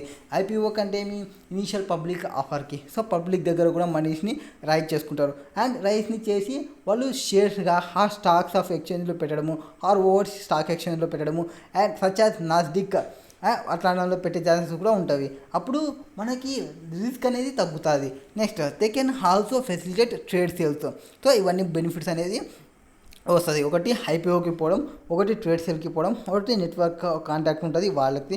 Next practical advice. తర్వాత business partners అనేవాళ్ళు వాళ్ళ యొక్క రిస్క్ని వాటిని రెండింటిని షేర్ చేసుకోవడానికి అడిగి ఉంటారు. అండ్ ఇది లాంగ్ టర్మ్లో ఆలోచిస్తుంటారు. నెక్స్ట్, ఇది వెంచర్ క్యాపిటలింగ్ కదా. ఏంజల్ ఇన్వెస్టర్ అంటే ఎవరు? How explain angel investors. Angel అంటే ఎవరు? ఒక ఏంజల్ అంటారు కదబ్బా, అతిలోక సుందరి దట్ ఈస్ ఏంజల్. అతిలోక సుందరి అంటారు కదా, అట్లా అన్నమాట. So angel investors invest in small startups or entrepreneurs. వీళ్ళు ఎక్కడ ఇన్వెస్ట్మెంట్ చేయాలనుకుంటారు? స్మాల్ స్టార్టప్స్లో ఆర్ ఎంటర్ప్రినర్ దగ్గర ఇన్వెస్ట్మెంట్ చేయాలనుకుంటారు. Often angel investors are entrepreneurs families and friends. So నీ ఫ్యామిలీస్, నీ ఫ్రెండ్స్కి నువ్వు ఆల్వేస్ రేంజర్ ఉంటారు. ఫర్ ఎగ్జాంపుల్, మీ every daughter have one hero, that is his father. So his father always his hero. And వాళ్ళ ఫాదర్కి వాళ్ళ కూతురు ఆల్వేస్ ఏంజలే. సో ఫ్యామిలీ అండ్ ఫ్రెండ్స్లో అట్లుంటారు. The capital angel investors provide many be one-time investment to help the business propel or ongoing injection of money to support and carry the company through its difficulty early stages. So capital Angel investor entrepreneur ఏమంటారంటే, for example ఫాదర్ని మనం తీసుకుంటే, father వాళ్ళ డాటర్కి investment చేయడానికి ready ఉంటారు, but one time investment చేయడానికి ready ఉంటారు. And business మోడల్కి ప్రపోజల్కి help చేయడానికి రెడీ ఉంటారు. ఆన్ గోయింగ్ ప్రాజెక్ట్లో మనీని ఇంజెక్ట్ చేయడానికి రెడీగా ఉంటారు. క్యారింగ్ బిజినెస్లో రిస్క్ టైంలో కూడా హెల్ప్ చేయడానికి రెడీగా ఉంటాడు ఫాదర్ అనేవాడు వాళ్ళ డాటర్కి సంబంధించి. ఎందుకు వాళ్ళ డాటర్ వచ్చేసి ఫాదర్కి ఆల్వేస్ ఏంజల్ కాబట్టి. Next, angel investors provide more favourable terms compare to other lenders. So angel investor ఎవరైతే ఉంటారో మోర్ ఫేవరబుల్ టర్మ్స్ ఉంటాయి. వాళ్ళ ఫాదర్ వాళ్ళ డాటర్ ఏంజల్ కాబట్టి ఫేవరబుల్ టర్మ్స్లోనే మాట్లాడతారు. అండ్ అదర్ లెండర్స్తో కంపేర్ చేసుకున్నప్పుడు, since they are as usually invest the entrepreneur starting the business rather than viability of the business. So వాళ్ళు బిజినెస్ని స్టార్ట్ చేయడానికి పెట్టుకుంటారు మ్యాక్సిమం, వియబిలిటీ కంటే ఎక్కువ కాదు. Next, angel investors are focusing on helping the startup take their first steps. So వీళ్ళు ఏం చేస్తారు, హెల్ప్ చేస్తారు వాళ్ళ యొక్క బిజినెస్ని ఫస్ట్ స్టెప్కి మూవ్ ఆన్ కావడానికి. వాళ్ళ డాటర్ మంచిగా ఆలోచిస్తుందని తెలిసినప్పుడు ఏ ఫాదర్ అయినా అట్లనే ఆలోచిస్తారు. Rather the possible profits they may get from the business. Essentially angel investors are opposite of venture capitalist. Venture క్యాపిటలిస్ట్లో ఏమి లాంగ్ టర్మ్లో ఉండడము అండ్ వేరే పర్సన్స్ ఇన్వాల్వ్ కావడము అండ్ ఆ ప్రాఫిట్ కోసమే ఉండడము అట్లా ఉంటారు. బట్ ఇక్కడ అట్లా కాదు. నెక్స్ట్, బిజినెస్ మోడల్తో డిఫరెంట్, ఇది ఆపోజిట్ ఉంటారు వాళ్ళకి సంబంధించి ఇన్ఫార్మల్ ఇన్వెస్టర్స్కి. నెక్స్ట్, వీళ్ళు ఇన్ఫార్మల్ ఇన్వెస్టర్ కూడా అంటారు. Next, they are affluent individuals who inject capital for startup in exchange for ownership equity or convertible debts. So ownership ఈక్విటీలో ఆ డెట్ కన్వర్టబుల్ డెప్ట్లో పెట్టుకుంటారు. Some angel investors invest through crowd funding platforms online or build angel investor network in pool in capital. కొంతమంది crowd ఫండింగ్లో investment చేస్తారు, కొంతమంది angel investors అని ఒక నెట్వర్క్ని స్టార్ట్ చేసి పూల్ ఆఫ్ క్యాపిటల్ని రెడీ చేస్తారు. Next, angel investors typically use their own money. So వాళ్ళు ఏం చేస్తారు, యూజువల్గా వాళ్ళ యొక్క ఓన్ మనీని యూజ్ చేసుకుంటారు. Unlike venture capitalist who take care of pooled money from many other investors and place them in strategically managed funds. So వీళ్ళు ఏం చేస్తారంటే వెంచర్ క్యాపిటలిస్టు మామూలుగా వెంచర్ క్యాపిటలిస్టు మనీని పూల్ చేసి వాళ్ళు టేక్ కేర్ చేసుకుంటారు కదా, స్ట్రాటజికల్గా మేనేజ్ చేస్తారు ఫండ్ని. అట్లా కాకుండా ఏంజల్ ఇన్వెస్టర్స్ వచ్చేసి represent individuals that is entity that actually provide the fund may by limited liability company ఎల్ఎల్పితో కానీ ఆర్ బిజినెస్తో కానీ ఆర్ ట్రస్ట్తో కానీ ఆర్ ఇన్వెస్ట్మెంట్ ఫండ్లో కానీ among many other kind of వెహికల్స్తో కానీ. సో అక్కడ వాళ్ళే ఉండి వాళ్ళే అరేంజ్ చేసుకుని వాళ్ళే రిస్క్ని తీసుకునేటట్టు ఉంటుంది వెంచర్ క్యాపిటల్లో. ఇక్కడ ఏమంటే సపరేట్ ఎక్స్పర్ట్ని అపాయింట్మెంట్ ఉంటుంది. ఒక బిజినెస్ ట్రస్ట్ కానీ, ఒక స్పెషల్ పర్పస్ వెహికల్ కానీ, ఒక ఎల్ఎల్పిని కానీ, ఒక ఇన్వెస్ట్మెంట్ ఫండ్ని కానీ, ఒక ట్రస్ట్ని కానీ చూసి పెడతారు అండ్ అమౌంట్ని దానిలో ఇన్వెస్ట్మెంట్ చేపిస్తుంటారు. Next, angel invest who seed startup that fails during their early stages lose their investments. So ఎవరైతే ప్రొఫెషనల్ వాళ్ళు ఉంటారో వాళ్ళు ఏం చేస్తారు, మొత్తం చూస్తారు, వాళ్ళకున్న ఆపర్చునిటీ ఏమని చెక్ చేసుకుంటారు, వాళ్ళకి డిఫైన్ ఎగ్జిట్ స్ట్రాటజీస్ ఏమున్నాయి అనేది చూసుకుంటారు, acquisition or initial public offering ఏమున్నాయి అనేది చెక్ చేసుకుంటారు. Next, compare and contest startups and entrepreneurship. So startups అంటే ఏమి, ఎంటర్ప్రీనియర్షిప్ అంటే ఏమి, describe the priorities and challenges which startups in India are facing. So ఏం స్టార్టప్స్ని ఫేస్ చేస్తుంది ఇండియా అనేది చూసుకుంటే, difference between a startup and entrepreneur. స్టార్టప్కి ఎంటర్ప్రీనియర్కి డిఫరెన్స్ ఏమి అంటే, startups are different from entrepreneurship. So ఎంటర్ప్రీనియర్షిప్తో డిఫరెంట్ స్టార్టప్ అనేది. The major differences between them have been discussed in the following paragraph. So difficulties ఏమంటే, first startup is a part of entrepreneurship. Startup అంటే ఏమి, part of entrepreneurship. ఎంటర్ప్రీనియర్షిప్లో ఒక part startup అంటే. Entrepreneurship is a broader concept and it includes a startup firms. Entrepreneurship అనుకుంటే అది ఒక broader concept అవుతుంది. ఆ బ్రాడర్ కాన్సెప్ట్లో స్టార్టప్స్ కూడా ఇంక్లూడ్ అవుతాయి. సో ఎంటర్ప్రీనియర్ అనేది పెద్దది. ఎంటర్ప్రీనియర్లో ఒక పార్ట్ స్టార్టప్, ఎంటర్ప్రీనియర్లో అనేది ఒక బ్రాడ్, ఎంటర్ప్రీనియర్లో ఇంక్లూడ్ అయిపోతుంది స్టార్టప్ ఫర్మ్ అనేది. Next, the main aim of startup is to build a concern conceptualise the idea which it has developed in to a reality and build a product or services. So ఇక్కడ ఏమవుతాయంటే main ఏమేమంటే స్టార్టప్కి సంబంధించి ఒక కన్సర్న్ని build చేయడము and conceptualise ఐడియాస్ని తీసుకోవడము and developed the into reality and build a product or services. So ఇక్కడ ఒక conceptual idea ఏదైతే ఉందో దాన్ని ఒక రకంగా డెవలప్ చేసి ఒక రియాలిటీలోకి తీసుకురావడం and build the product or services. Next on the other hand the major object of an already established entrepreneurship concern is to attain opportunities with regard to the resources they currently controls. So ఇక్కడ ఏమవుతుందంటే major objectives ఏమనేది చూసుకుంటారు. Already established entrepreneurs concerns ఏమున్నాయి, వాళ్ళకున్న opportunities ఏమేమి attend అయినారు with regard to వాళ్ళకున్న రిసోర్స్తో check చేసుకొని కరెంట్లీ కంట్రోల్స్ బేస్ చేసుకొని. నెక్స్ట్ సో ఫస్ట్ మనది ఏం చెప్పినాము, ఎంటర్ప్రీనర్షిప్లోనే ఇంక్లూడ్ అయిపోతుంది స్టార్టప్ అని చెప్పినాము. సెకండ్ది ఏమంటే వాళ్ళ యొక్క ఓన్ కన్సర్న్ని బిల్డ్ చేసుకోవడానికి చూసుకుంటారు. వాళ్ళ యొక్క ఐడియాస్ కాన్సెప్చువల్ ఐడియాస్ ఏమున్నావో ఆ ఐడియాస్ని బిజినెస్లోకి కన్వర్ట్ చేయడానికి చూసుకుంటాము. Next startups generally does not have major financial motive where has established entrepreneurship concern mainly operates అనే ఫైనాన్షియల్ మోటివ్స్. సో స్టార్టప్స్కి ఏమి ఫైనాన్షియల్ మోటివ్ అనేది పెద్దగా ఉండదు, అంటే మనం ఇప్పుడే స్టార్ట్ చేస్తామో మనం డెవలప్ చేయాలి అనేది ఎక్కువ ఉంటుంది. బట్ ఆల్రెడీ ఎస్టాబ్లిష్డ్ ఎంటర్ప్రీనర్స్ ఎట్లుంటారు, వాళ్ళు మొత్తం ఫైనాన్షియల్ మోటివ్లో ఉంటారు. సో పక్క కమర్షియల్ లాగా. నెక్స్ట్ స్టార్టప్ మనకి స్టార్టింగ్ స్టేజ్లో ఉన్న వాళ్ళు ఫస్ట్ నేమ్ తెలియాలని చాలా తక్కువకి చేస్తారు. ఇప్పుడు మీరు ఆడిట్ ఫర్మ్స్ చూసినారు అనుకోండి, కొత్తగా పెట్టిన వాళ్ళు ఏ దానికి సాయం చేయడానికైనా రెడీగా ఉంటారు, డమ్మీకి సాయం చేయడానికి రెడీగా ఉంటారు అండ్ పిఎన్ఎల్ బ్యాలెన్స్ షీట్ ఎట్లున్నా సాయం చేయడానికి రెడీగా ఉంటారు. ఆర్ కొంతమంది రికగ్నైజ్డ్ అంటే ఒక 30 to 40 years ఆల్రెడీ పెట్టిన వాళ్ళు అనుకోండి, వాళ్ళని ఎంటర్ప్రీనర్షిప్ అంటాము. సో వాళ్ళు ఇష్టం వచ్చినట్లు సైన్ చేయరు, ఇష్టం వచ్చినట్టు డమ్మీ ఆర్టికల్స్ని ప్రొవైడ్ చేయరు. సో వాళ్ళ నేమ్ అనేది బ్యాడ్ ప్రాజెక్ట్ కావడానికి చూసుకోరు ఎంటర్ప్రీనర్షిప్ వాళ్ళు, ఫుల్ ఫైనాన్షియల్ మోటివ్లోనే ఉంటారు. నెక్స్ట్ స్టార్టప్ వచ్చేపాటికి generally that priorities and challenges which startups in India are facing. The priority is on bringing more and more smaller firms into existence. ఇక్కడ ఏమైతే priority చిన్న చిన్న వాళ్ళని ఒక ఎగ్జిస్టెన్స్లోకి రావడానికి చూస్తాము. Next so the focus is on the need బేసిస్లో చూసుకుంటాము instead of opportunity based entrepreneurship. Moreover the trend is to encourage self employment rather than large scale of concern. So ఒక పెద్ద బిజినెస్ పెట్టడం కాకుండా చిన్న బిజినెసెస్ని పెట్టి చిన్నగా ఓన్ ఎంటర్ప్రీనర్షిప్ని అరేంజ్ చేయడం మెయిన్ వాళ్ళ యొక్క ఇంటెన్షన్ ఇక్కడ. Next the main challenge first ప్రయారిటీలో చూసుకుంటే అడ్వాంటేజెస్ గురించి చెప్పినాము. అడ్వాంటేజ్లో ఏం చెప్పినాము, స్మాల్ ఫార్మ్స్ని ఎగ్జిస్టెన్స్ దానికి అండ్ ఓనర్షిప్ అంటే సెల్ఫ్ ఎంప్లాయ్మెంట్ వచ్చేది small body. So self employment వచ్చేలాగా చూసుకోవడము. Just second year okay. Self employment వచ్చేలాగా చూసుకోవడము, వాళ్ళని సెల్ఫ్ ఎంప్లాయ్మెంట్కి ఎంకరేజ్ చేయడము, ఇవన్నీ మనం అక్కడ చేస్తాము. అండ్ మెయిన్ ఛాలెంజెస్ ఏమంటే స్టార్టప్కి గెట్టింగ్ ద రైట్ టాలెంట్, అంటే కరెక్ట్ పర్సన్ని సెర్చ్ చేయడం అనేది, రైట్ టాలెంట్ పర్సన్ని సెలెక్ట్ చేయడం అనేది మెయిన్ ప్రాబ్లం ఇక్కడ. అంటే అందరూ నాకు అమౌంట్స్ వచ్చేటప్పుడు అందరికీ వచ్చనే చెప్తారు, తర్వాత కరెక్ట్ వచ్చిన పర్సన్ ఎవరని తెలుసుకోవడం చాలా కష్టం.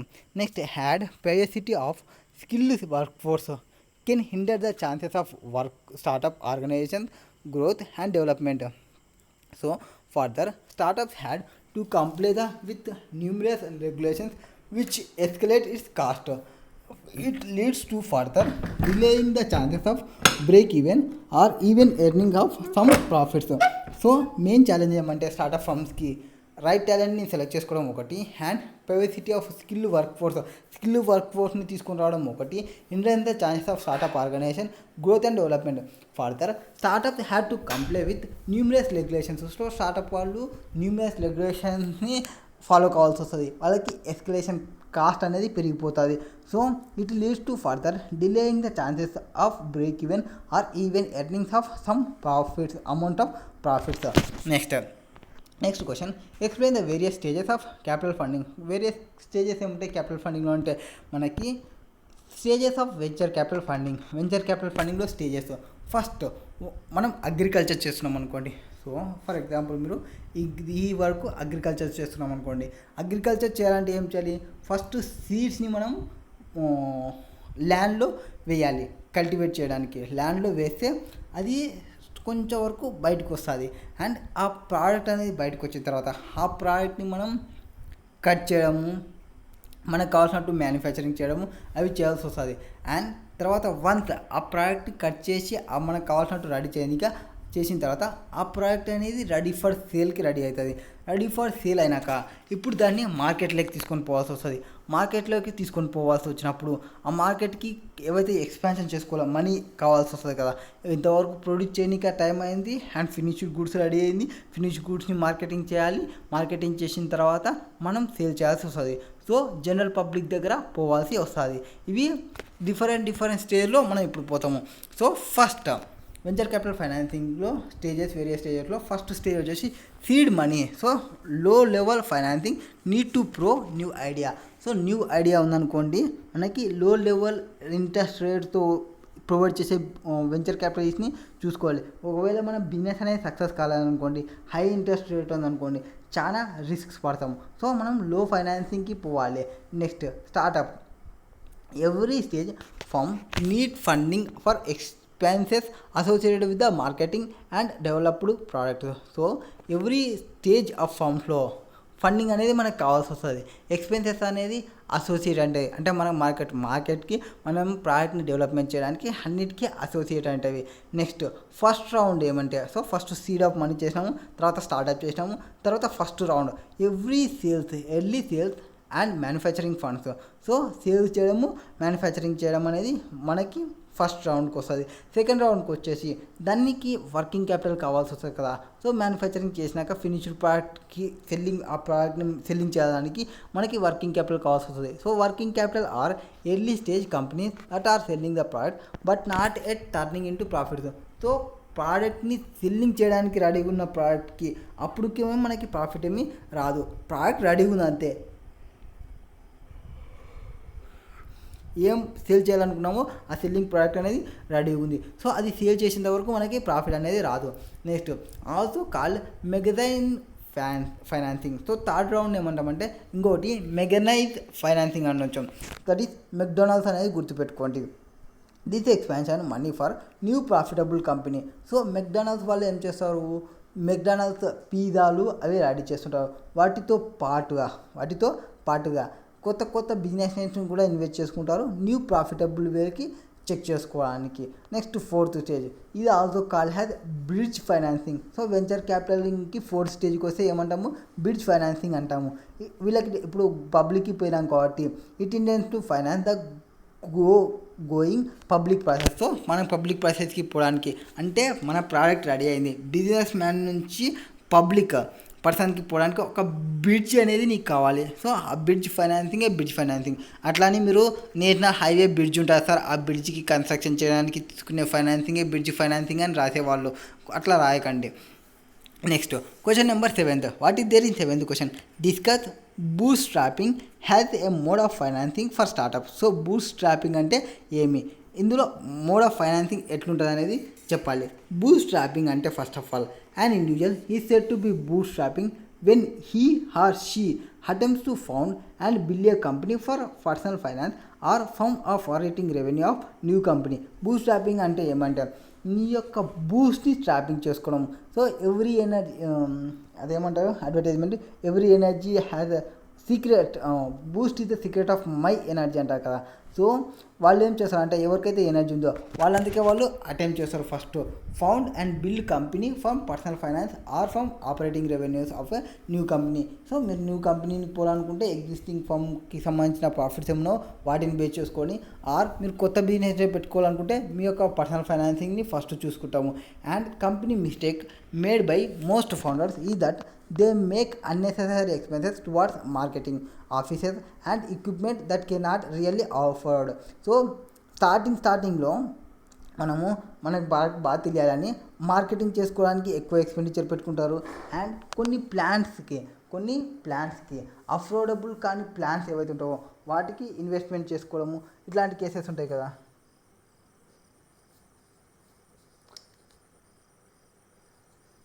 ఇట్లా వాటికి ఇన్వెస్ట్మెంట్ చేసుకోవడం ఉంటుంది. సో వాటిని చూసుకోవడం. తర్వాత మిస్సెప్షన్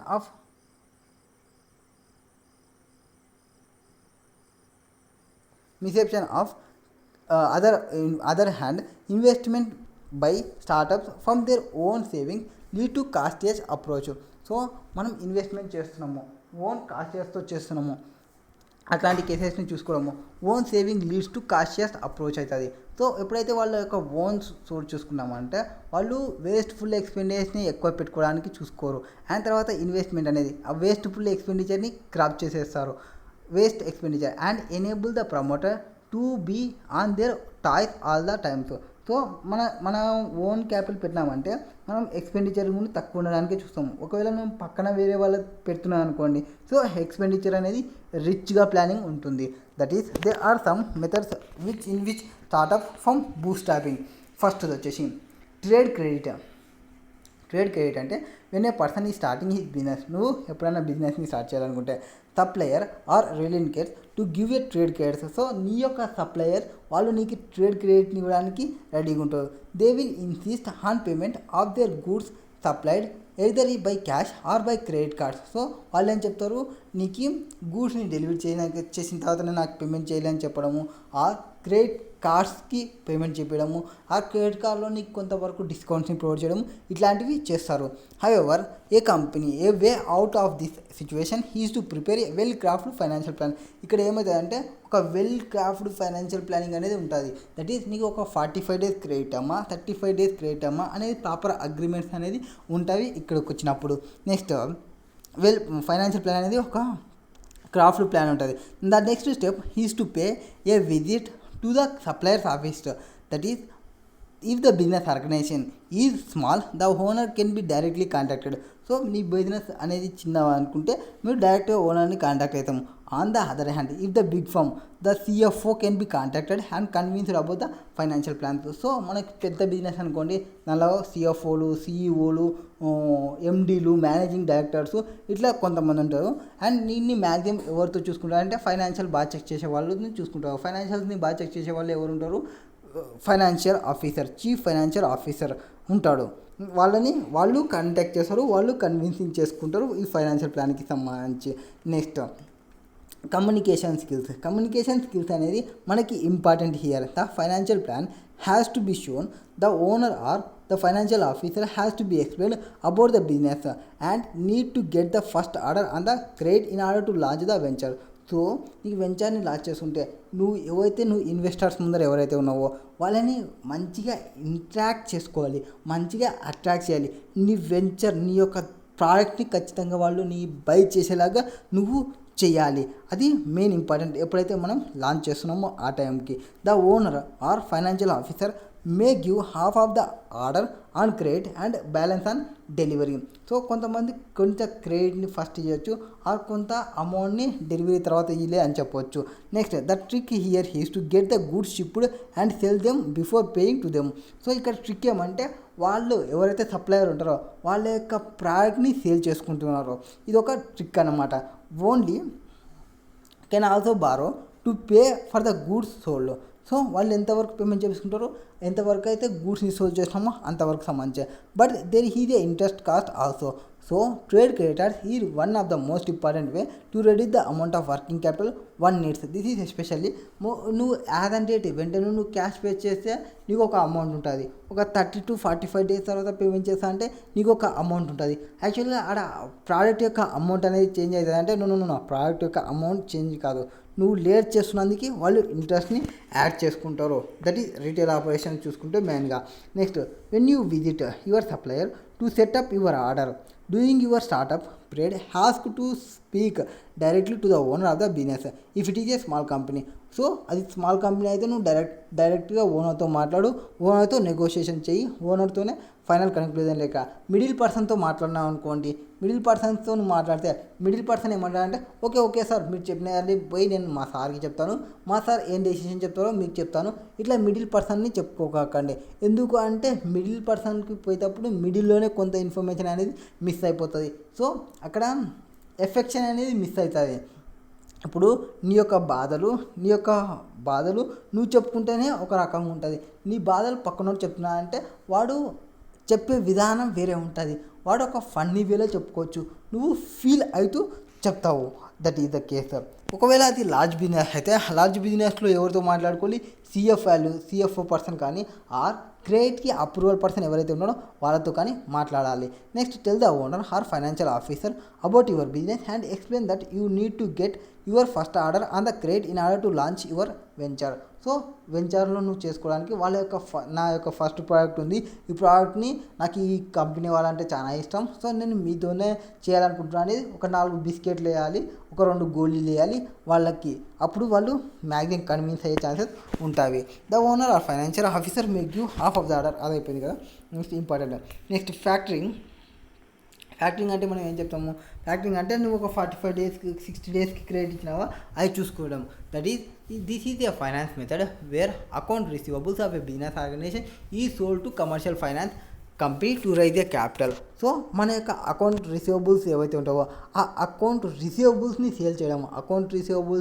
సేల్ చేయడమే మనకి ఫ్యాక్టరింగ్ అంటారు. ఏదానికోసం మన యొక్క క్యాపిటల్ని రైజ్ చేయడానికి. సో అకౌంట్ రిసీవబుల్కి సంబంధించిన బిల్స్ ఏవైతే ఉంటాయో వాళ్ళని బిల్ డిస్కౌంటింగ్ చేసుకోవడము అట్లాంటి కేసు అనమాట. Those the factor that got whole of the account receivables of the business organization and assume the risk of collecting the receivables as well as doing what would be the paper work. So వాడు ఎవరైతే ఇస్తున్నాడో వాడు ఏమేమి check చేసుకుంటారో paper వర్క్ని check చేసుకుంటారు, and business organisation ఏమేమి ట్యాక్స్ని collect చేసుకుంటుంది, ఏమేమి రిసీవబుల్స్ని కలెక్ట్ చేసుకుంటుంది అనేది చెక్ చేసుకుంటారు. Factoring can be performed on a non notification basis. మనకి ఫ్యాక్టరింగ్ ఎట్లుంటుంది, నాన్ నోటిఫికేషన్ బేసిస్ ఉంటుంది. It means customers may not be told that their accounts have been sold. So కస్టమర్స్కి ఏం చెప్పరు మీ అకౌంట్ని సేల్ చేసినామనేది అట్లాంటి కేసెస్ కొన్ని కేసెస్లో. However there may be a merit and demerit of factoring. So మనకి ఏదైనా చెయ్యి దానికి కంపల్సరీ మెరిట్స్ ఉంటాయి అండ్ డిమెరిట్స్ కూడా ఉంటాయి. సో దీని వరకు మెరిట్స్ ఏమున్నాయి, డిమెరిట్స్ ఏమున్నాయి అని చూస్తే the process of factoring may actually reduce cost for business organisation. So మీరు ఫ్యాక్టరింగ్కి పోతే కంపెనీ యొక్క కాస్ట్ అనేది డిక్రీజ్ చేస్తుంది. It can actually reduce cost associated with the maintaining account receivables. So ఆ అకౌంట్ రిసీవబుల్స్ని మెయింటైన్ చేయాల్సిన book keeping, collection, credit verification ఇవన్నీ ప్రాబ్లమ్స్ లేకుండా చూసుకుంటాము. ఇప్పుడు మనకి కొంతమంది ఏమి 45 డేస్ క్రాస్ అయితే స్టాండర్డ్లో వేయాలి, 90 డేస్ అయితే సబ్ స్టాండర్డ్లో వేయాలి, 3 ఇయర్స్ క్రాస్ అయితే లాస్ట్ డేట్లో వేయాలి, అట్లాంటివన్నీ చేయాల్సిన అవసరం ఏమీ ఉండదు. So we will save some times for maintaining this cost. If comparison can be made between the cost and fee payable to the factors, it in many cases it has been observed that if even proved fruitfully to utilize this financing method. In addition to reduce internal cost of business, factoring also frees up money that would otherwise be tried to receivables. So this is especially to business that sell the others in the business or government ki sambanchi. There are often long delays in payment that it would offset. So this money can be use to generate profit through other avenues. So వాళ్ళకున్న account రిసీవబుల్స్ని వాళ్ళ కంపెనీలో పెట్టుకోవడం వల్ల ఏం use ఉండదు, కాబట్టి వాటిని sale చేసి వచ్చిన అమౌంట్స్లో వాళ్ళు వేరే అదర్ అవెన్యూస్లో కూడా చూసుకోవచ్చు. Factoring can be very useful tool for raising money and keeping cash flow. So మనకి క్యాష్ ఫ్లో అనేది రన్ అవుతుంది. సో ఇప్పుడు మీరు 45 డేస్ క్రెడిట్ ఇచ్చినా అనుకోండి, 45 డేస్ వరకు మీకు క్యాష్ చేతిలో లేకుంటే బిజినెస్ని మీరు రన్ చేయలేదు. క్యాష్ ఫ్లో అనేది main important for every business. Next leasing. Another popular method of bootstrapping is to take the equipment on lease other than purchasing it. So leasing అంటే ఏమి, మీరు పర్చేజ్ చేస్తే మీకు కాస్ట్ అనేది ఎక్కువ ఉంటుంది. పర్చేజ్ చేయకుండా లీజ్కి తీసుకోవడం. It will reduce the capital cost and also helps lessee person who take the asset on lease.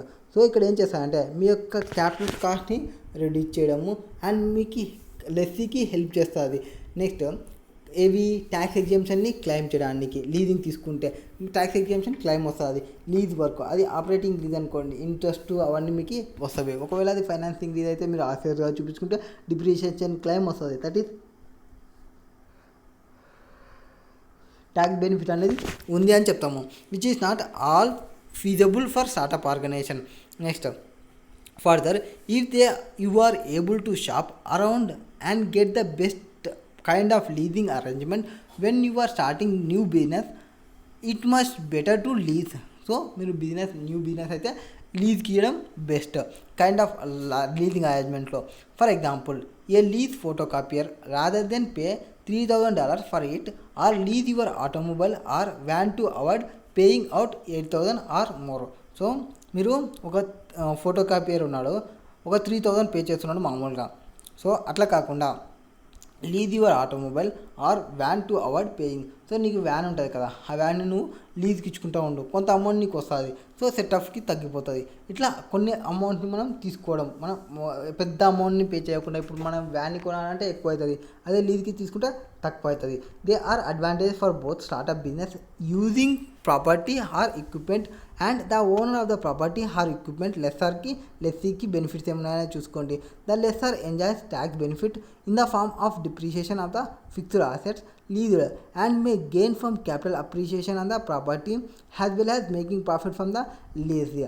So the lessee benefit by making smaller payments, retain the ability to walk away from the equipment at the end of the lease term. So చిన్న అమౌంట్ని pay చేసుకుంటా at the ఎండ్కి ప్లాన్ని తీసుకునే chances కూడా ఉంటాయి. So the lessee may also claim tax benefit in the form of lease rental paid by them. So అది question. Next, compare and contrast startups and entrepreneurship, discuss priorities and challenges. So మనం already పైన చూసినాము, startups అంటే entrepreneurship, దాంట్లో part ఉంటుంది ఇది. And main ఏమేమంటే స్టార్టప్కి సంబంధించి కన్సర్న్ని building చేయని అనే యొక్క ఐడియాస్ని డెవలపింగ్లోకి తీసుకొని రావడము, ఇంటూ రియాలిటీలోకి తీసుకురావడము. And startup generally does not have major financial motives ఏమి ఉండవు. Where has established entrepreneurs concern mainly operates on financial motives. Priorities and ఛాలెంజెస్లో ఏం చెప్పినాము, ప్రయారిటీస్ ఏమంటే మోర్ అండ్ మోర్ని బ్రింగింగ్ తీసుకొస్తాయి స్మాల్ ఫార్మ్స్ ఇంటూ ఎగ్జిస్టెన్స్కి. Next, so the focus is on need బేసిస్లో ఫోకస్ చేస్తాము instead of opportunity based entrepreneurship. Moreover the trend is to encourage self employment. So ఇక్కడ మనం ఎంప్లాయ్మెంట్ని క్రియేట్ చేయడం కాదు, సెల్ఫ్ ఎంప్లాయ్మెంట్ని క్రియేట్ చేయడానికి మెయిన్ ప్రయారిటీ ఇస్తుంది ఇక్కడ, rather than large scale business. So large scale business concern మీద పెట్టేదానికన్నా చిన్న బిజినెస్ వాళ్ళకి ఇవ్వడమే మెయిన్ ఇంపార్టెంట్ ఇక్కడ ప్రయారిటీ ఇస్తుంది. అండ్ మెయిన్ ఛాలెంజెస్ ఏమంటే స్టార్టప్ ఫామ్కి గెట్టింగ్ ద రైట్ టాలెంట్ని గెట్ చేసుకోవడం అనేది పెద్ద problem. Next, hand privacy of skill work force can hinder the chances of startup organisation growth and development. Further, startup has to comply with numerous regulations which escalates its cost. So it leads to further delaying the further chances of break even or even earning some amount of profits. So కొన్ని కేసెస్లో delay అయినామనుకోండి, break even chances వస్తాయి and losses వచ్చే chances ఉంటాయి. Next, explain the various innovative methods for funding the startup. Here are some important fundings. So మనం already పైన చెప్పినాము, personal financing అంటే ఆనర్ గ్రూప్ మూవీ చెప్పినాము. పర్సనల్ క్రెడిట్ లైన్, నీ యొక్క క్రెడిట్స్ని చూసి ఇచ్చేదే personal credit line. Next, family and friends, నీ రిలేటివ్స్ వాళ్ళు ఇలా ప్రామిసరీ నోట్ని తీసుకుంటాము maximum. Next, peer to peer lending అంటే నీ ఫ్రెండ్స్, నీ స్మాల్ ఎవరైతే దగ్గర ఈక్వలెంట్ పర్సన్ ఉంటారో వాళ్ళు. నెక్స్ట్, క్రౌడ్ ఫండింగ్ అంటే స్మాల్ అమౌంట్స్ ఆఫ్ క్యాపిటల్ని లార్జ్ నెంబర్ ఆఫ్ పీపుల్తోని మనం రైజ్ చేయడం, ఏమని చెప్పి బిజినెస్ ఇన్వెస్ట్మెంట్ని పెట్టి. నెక్స్ట్, మైక్రో లోన్స్, చిన్న లోన్స్ ఎవరైతే తీసుకుంటారో దట్ ఈస్ అతిలి సత్యబాబు అని చెప్పినాము. మార్నింగ్ ఇచ్చి ఈవినింగ్ తీసుకోవడం, అట్లా మార్నింగ్ ఇచ్చి ఒక వీక్ తర్వాత తీసుకోవడం, అట్లాంటివి ఉంటాయి ఇక్కడ. నెక్స్ట్, వెండర్ ఫైనాన్సింగ్ అంటే ఏం చెప్తారు ఇక్కడ, మీకు ఎక్స్టెండెడ్ టైం పీరియడ్ని ఇచ్చాడు. నువ్వు నా దగ్గరనే అమౌంట్ కొనుక్కో, నువ్వు 40 days తర్వాత పేమెంట్ చేయి, ఆర్ 45 days తర్వాత పేమెంట్ చేయి, ఆర్ 60 days తర్వాత పేమెంట్ చేయి అని చెప్తారు. Next, product order financing. ఇక్కడ మోస్ట్ కామన్ స్కేలింగ్ ప్రాబ్లం వచ్చేసి స్టార్టప్కి is inability to find a large new orders. So new orders లార్జ్గా తీసుకోవడం అనేది main problem. The reason he that they do not have necessary cash to produce and deliver the product. So ఒక ప్రోడక్ట్ని deliver చేయడానికి are వాళ్ళకి proper cash అనేది ఉండదు. So purchase order financing companies ఏం చెప్తాయి, అడ్వాన్సెస్ అనేది రిక్వైర్డ్ వీళ్ళ యొక్క బిజినెస్కి సంబంధించి. బట్ కొంతమంది బిజినెస్ వాళ్ళు అడ్వాన్సెస్ ఏమి ప్రొవైడ్ చెయ్యరు. Next, factors account receivables. నీ యొక్క అకౌంట్ రిసీవబుల్స్ ఏవైతున్నావో వాటిని ఫ్యాక్టరింగ్ చేసుకోవడము టిల్ యాక్చువల్ అమౌంట్ రిసీవ్ చేసుకునేంత వరకు రిసీవబుల్ దగ్గర నుంచి. When the goods are sold on credit period is for example 6 months అనుకోండి, factor will pay most of the sold amount upon front and rest of the amount later. Therefore, in this way, startup can meet the day-to-day expenses. Next, venture capital financing, unique way of financing. Venture capital financing అనేది unique అనే కాదా అంటే yes, it is. Venture capital financing is unique manner of financing startup. Has it possess the following characteristics. ఇది ఏముంటుంది, ఫస్ట్ది long term horizon ఉంటుంది. Long term horizon ఉంటుంది. Next lack of liquidity, ఇక్కడ లిక్విడిటీ అనేది ఉండదు. నెక్స్ట్ హై రిస్క్ ఉంటుంది వీళ్ళకి, ఎందుకంటే ఈక్విటీలో పార్టిసిపేషన్ ఉంటుంది కాబట్టి. ఇది మనకున్న వీళ్ళకి వెంచర్ క్యాపిటల్ ఫైనాన్సింగ్కి సంబంధించి ప్రాసెస్లో characteristics of venture financing. So characteristics ఏమి, ఫస్ట్ టైం హారిజన్కి చూడడము, నెక్స్ట్ లిక్విడిటీని చూడడము, high risk and equity participation. First long term horizon, వీళ్ళు ఎవరైతే ఇన్వెస్ట్మెంట్ చేస్తుంటారో వాళ్ళు లాంగ్ టర్మ్ మైండ్ సెట్లో ఉంటారో మినిమం పీరియడ్ వచ్చేసి 3 years చూసుకుంటారు, మ్యాక్సిమం వచ్చేసి 10 years ఉండేలాగా చూసుకుంటారు. Next lack of liquidity, where venture capital invest it takes into account the liquidity factors. So first liquidity ఫ్యాక్టర్స్ని చూసుకుంటారు, అంటే మీ బ్యాంక్ స్టేట్మెంట్ని తీసుకొని బౌన్స్ అయిన చెక్ ఏమైనా ఉన్నవా ఆర్ అమౌంట్స్ ఏమైనా ఉన్నవా వాటిని చెక్ చేసుకోవడం. It assume that there would be less liquidity on the equity it gets and accordingly it would be investing in the format. They adjust this liquidity premium against the price and required return. Next, high risk. Venture capital would not hesitate to take risk. So ఇక్కడ high risk తీసుకుంటారు. ఈక్విటీలో participate చేస్తున్నారంటే వాళ్ళు రిస్క్ని hesitate చేయాలని అనుకోరు. Next, it works on principle of high risk and high return. ఏ దాని మీద ప్రిన్సిపల్ మీద వర్క్ చేస్తారో హై రిస్క్ ఉండాలి, నాకు హై రిటర్న్ ఉన్న ప్రిన్సిపల్లో వర్క్ ఉంటుంది. So high risk would not eliminate the investment choice for venture capital. Next, equity participants. Most of the time venture capital would be investing in the form of equity of a company. So ఎట్లా ఉంటుంది venture capitalist అనేది investing of form వచ్చేసి equity దానిలో investment చేస్తుంటారు. So this would help venture capitalist participate in the management and help the company to grow. So మనకి equity ఫైనాన్సింగ్లో చేస్తే company గ్రోప్ అనేది బాగుంటుంది. Next, decide last board decision can be supervised by the venture capital if they participate in the equity of the company. Next section explain the startup India initiative. మనం చెప్పినాము స్టార్టప్లో ఉంటే నీకు tax benefit ఉంటుంది అనేది, దానికి సంబంధించి ఇప్పుడు చెప్పాల్సి వస్తాయి. First, startup India scheme was initiated by government of India on 16th January 2016. So make India easy of doing business, ఇట్లా కొన్ని మోటోస్తో పెట్టి ఈ స్టార్టప్స్ని తీసుకొచ్చింది 16 January 2016కి, అంటే వాళ్ళకి బెనిఫిట్ని ప్రొవైడ్ చేయడం. Dated 19th February 2019. The entity will be consider has startups. ఏదాన్ని మనం స్టార్టప్స్ అంటామంటే first using a period of 10 years from date of incorporation or date of registration. So 10 years చూస్తుంది డేట్ ఆఫ్ ఇన్కార్పొరేషన్ నుంచి date of registration వరకు. And if it is incorporates has a private limited company has defined in the companies act 2013 or registered has partnership firm. So ఒకటి ఏవైతే incorporate చేసినారో private limited కంపెనీగా and companies act ప్రకారం or ఎల్ఎల్పిగా register అయినాడు under section 59 of partnership firm కానీ or LLP partnership firm under ఎల్ఎల్పిలో కానీ, సో పార్ట్నర్షిప్గా కానీ ఎల్ఎల్పిగా కానీ కంపెనీగా కానీ నువ్వు ఎట్లనో అక్కడ స్టార్ట్ అనేది ఉండాలి. అండ్ దాని యొక్క turnover of the company financial year of such ఇన్కార్పొరేషన్లో కానీ ఆ రిజిస్ట్రేషన్ వచ్చేసి does not exceed 100 crores. So ఇప్పుడే నువ్వు బిజినెస్ని పెట్టి ఈ ఇయర్లోనే నువ్వు 1 or 2 monthsలో 100 crores ఎక్సీడ్ చేసినావు అంటే you are doing something what the expecting. So అట్లాంటప్పుడు దాన్ని స్టార్టప్ అని చెప్పము. Next, entity he's working towards innovation development improvement. So ఏవైతే ఎంటిటీ ఇన్నోవేటివ్గా వర్క్ చేయడానికి చూస్తుంటుందో అండ్ ఇంప్రూవ్మెంట్ చూస్తుంటుందో డెవలప్మెంట్ చూస్తుంటుందో, ఒక మనకు ప్రోడక్ట్ గురించి కాదు ఆర్ ప్రాసెస్ గురించి కాదు, ప్రోడక్ట్ గురించి ప్రాసెస్ గురించి ఇవన్నీ చేసేవి, దట్ ఈస్ డెవలప్ చేయడము, ఇన్నోవేషన్ చేయడము, ఇంప్రూవ్మెంట్ చేయడము. If it is scalable business model with high potential of employment generation or wealth creation provided that an entity formed by splitting up or reconstruction of an existing business shall not be considered as startup. So మీరు ఏవైతే business ఉందో already business ఒకటి ఉంది కదా, మనం ఇప్పుడు tax బెనిఫిట్ని తీసుకుందామని ఓ రీకన్స్ట్రక్షన్ చేసిన ఆర్ స్ప్లిట్టింగ్ అప్ చేసిన వాటిని స్టార్టప్గా ట్రీట్ చేసుకోము. Next, question number 12th question. What is there in 12th question? 12th question already మనం చెప్పినది. Personal financing, personal credit line, family and family, peer to peer, crowd funding, micro finance, vendor financing, purchasing order financing, factoring account రిసీవబుల్కి సంబంధించి. Next, ఇక్కడ account venture capital while the risk is different in each stages. So మనకి different types of stages ఉంటాయని చెప్పినాము. Different types of స్టేజెస్లో మనకి 4-5 చెప్పినాము. అంటే అగ్రికల్చర్ ఎగ్జాంపుల్ తీసుకొని, as the risk in each stage is different stage of venture capital financing and so risk perception and activity to be financed has per indicative risk matrix is given below.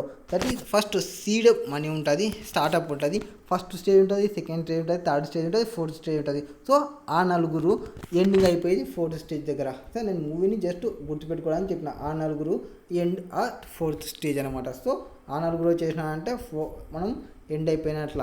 So fourth స్టేజ్కి వచ్చినప్పుడు మనకి ఆడదాకా end అయిపోయినట్లు.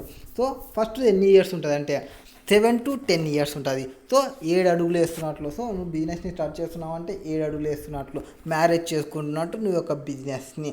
So next startup 5 to 9 years ఉంటుంది. నీకు first year అనేది risk అనేది ఎక్స్ట్రీమ్గా ఉంటుంది, నువ్వు అసలు ఎక్స్పెక్ట్ చేయలేనంత నీకు ఉంటుంది. Next activity to be financial for supporting a contact or idea or research and development for product development and involves low level of financing. ఈ దాంట్లో ఏం చేస్తుంది, లో లెవెల్ ఆఫ్ ఫైనాన్సింగ్, అసలు ఇన్వెస్ట్మెంట్ చేయడానికి చాలా తక్కువ మంది ఉంటారు. నెక్స్ట్ స్టార్టప్ స్టేజ్కి వస్తే, సో స్టార్టప్ స్టేజ్కి వస్తే 5 to 9 ఇయర్స్ ఉంటుంది. ఇది వెరీ హై రిస్క్ ఉంటుంది. రిస్క్లో చూసుకుంటే initialisation, prototypes, operations or development, products and hits, marketing, ఇవన్నీ చూసుకుంటుంది. నెక్స్ట్ ఫస్ట్ స్టేజ్ వచ్చేసి 3 to 7 ఇయర్స్. సో 3 బుల్ల మందము 7 అడుగుల అనుబంధం ఇది. సో హైగా ఉంటుంది. Next started commercial production and marketing. Next first stage 3 to 7 years అయిపోయింది. సెకండ్ స్టేజ్ వచ్చేసి 3 to 5 years. That is sufficiently high expanding the market and growing working capital need throw not earning profits. So ఇక్కడ మనం మార్కెట్ని expand చేయడానికి ఆలోచిస్తారు, మన యొక్క working capital growth పెరగడానికి చూసుకుంటారు, మనం ప్రాఫిట్ చేయడానికి కాదు. Next third stage 1 to 3 years ఉంటుంది. మీడియం ఇది market expansion, acquisition and product development for profit making company, also call as mezzanine financing. So third స్టేజ్కి ఇంకొక ఫైనాన్స్ ఏమి మెక్డొనాల్డ్స్ అనేది గుర్తుపెట్టుకోమని చెప్పిన, సో మెగ్జానింగ్ ఫైనాన్సింగ్ అని చెప్తాము. నెక్స్ట్ ఫోర్త్ స్టేజ్ వచ్చేసి 1 to 3 ఇయర్స్ ఉంటుంది. Lower facilitating public issue, that is going public, also call as bridge financing. So public దగ్గర పోతున్నాము అంటే మనకి బిజినెస్కి పీపుల్కి మిడిల్లో ఉండేది ఒకటి బ్రిడ్జ్ ఫైనాన్సింగ్ ఉంటుంది. Next explain alternatives available to offshore investors for making investment in venture capital funding. So venture capital ఫండింగ్కి ఆల్టర్నేటివ్స్ ఆఫ్షోర్స్ అంటే నీకు 2 టైప్స్ ఉంటాయి. That is 2 common alternatives available to offshore investors or offshore structure and unified structure. So offshore structure అంటాము, ఇంకోటి unified structure అంటాము. So offshore structure అంటే ఏమి అంటే, first of all under this structure and investment vehicle ఎవరు ఉంటారు, LLP కానీ or LP కానీ, లిమిటెడ్ లయబిలిటీ పార్ట్నర్షిప్ కానీ or partnership organised in jurisdiction of out of India, that is make investment directly into Indian portfolio company. So నువ్వు investment ఎక్కడ చేసుకోవాలి, Indian portfolio కంపెనీలో investment చేసుకోవాలి. Typically the assets are managed by offshore managers. So ఎవరు manage చేస్తారు, offshore managers manage చేస్తారు. While the investment adviser in India carries out the due diligence and identify the deals. So ఇక్కడ offshore managers ఎవరైతే ఉంటారో వాడు investment ideas గురించి చూస్తుంటాడు and due డిలిజెన్స్ని క్యారీ అవుట్ చేస్తాడు అండ్ ఐడియాస్ని ఐడెంటిఫై చేస్తాడు, డీల్స్ని. ఇది ఫస్ట్కి. That is year fund manager ఉంటారు, ఓవర్సీస్ మేనేజర్ ఉంటారు అండ్ ఇండియన్ అడ్వైజర్ ఉంటారు. ఫస్ట్ ఇండియన్ అడ్వైజర్కి వచ్చి ఓవర్సీస్ మేనేజర్ దగ్గర పోయి ఫండ్స్ ఏమున్నాయని చూసుకుంటారు. ఆ ఫండ్స్ ఏమున్నాయనేది వీళ్ళకి చెప్తే, ఈ ఫండ్కి P1 P2 P3 నా దగ్గర P1 P2 P3 ఉందని మళ్ళీ వీళ్ళకి చెప్తే వీడు ఇన్వెస్ట్ అడ్వైజర్కి చెప్తారు. దట్ ఈస్ అది ఫస్ట్కి సంబంధించినది. నెక్స్ట్ ఆఫ్షోర్లో యూనిఫైడ్ స్ట్రక్చర్ అంటే when domestic investors are expected to participate in the funds. So domestic investors ఎవరైతే ఉంటారో వాళ్ళు పార్టిసిపేట్ చేస్తారన్న ఎక్స్పెక్టేషన్లో ఉంటాము. ఫర్ ఎగ్జాంపుల్ మీరు శివాజీ మూవీ చేసింటే, శివాజీ ది బాస్ మూవీ చూసింటే, శివాజీలో మన రజనీకాంత్ హీరో ఉంటాడు.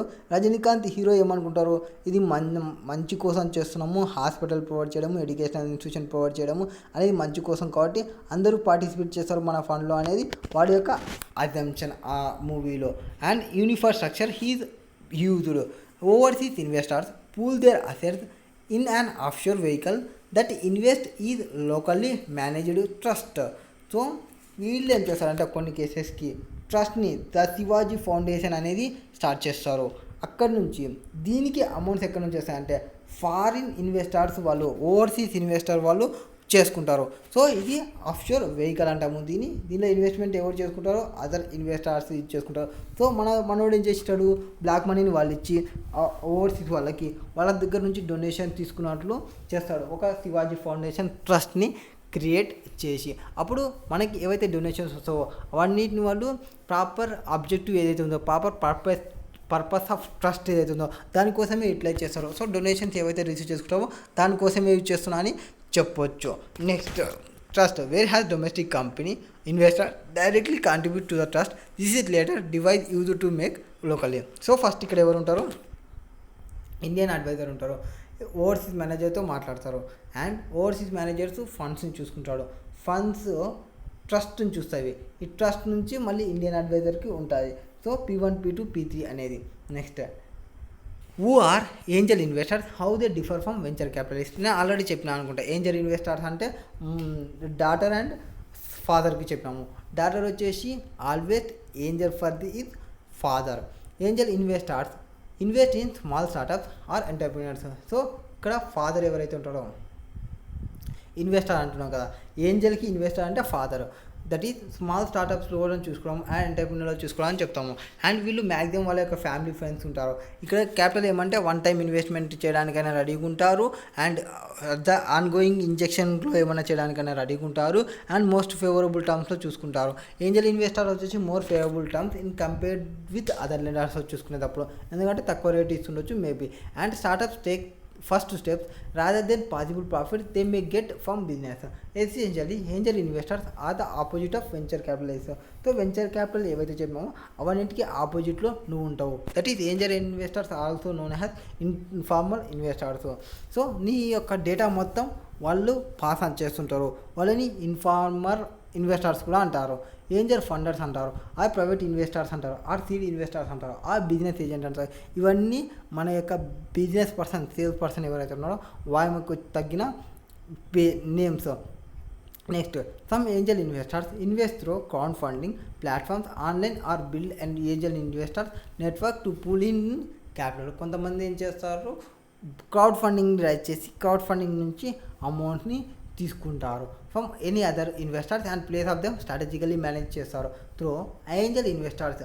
As usually represent individuals the entity that activity provides the fund may be LLP business or trust. వీళ్ళు ఏం చేస్తారు, డైరెక్ట్ వీళ్ళు చూసుకోకుండా ఒక బిజినెస్ ట్రస్ట్నో ఒక మెయిన్ మాన్సర్నో ఒక నాలెడ్జబుల్ పర్సన్ ఎవరైతే ఉన్నారో వానికి చూసుకోవడానికి ఇచ్చేస్తాం ఇక్కడ. Next angel investors who seeds startup that fails doing their early stages loss their investments. So మనకి ముందనే తెలిస్తే ఇది ప్రాజెక్ట్ అనేది ఫీజబుల్ ఉన్నదని, అట్లాంటప్పుడు మీరు ఎక్స్పెండిచర్ పెట్టుకోకండి. ఎక్స్పెండిచర్ పెడితే ఎక్కువ ఎక్స్పెండిచర్ అవుతుంది నీకు ప్రాజెక్ట్ మీద నమ్మకం లేనప్పుడు. So trust is the main factor for everything and anything. నువ్వు ఎంతైతే ఎనర్జెటిక్లో లేస్తావో, ఎంతైతే ఎనర్జెటిక్లో నవ్వుతావో అదే మెయింటైన్ అవుతుంది ఫుల్ డే వరకు ఆల్మోస్ట్ 95 to 98 ప్రకారం చూసుకుంటే. Angel investors who seed startup that fail during their early stages like lose their investments so completely. So this is why professional angel investors look for opportunities for defending exit strategy, acquisition and initial public offer ki sammanche. Next explain the terms of cyber risk.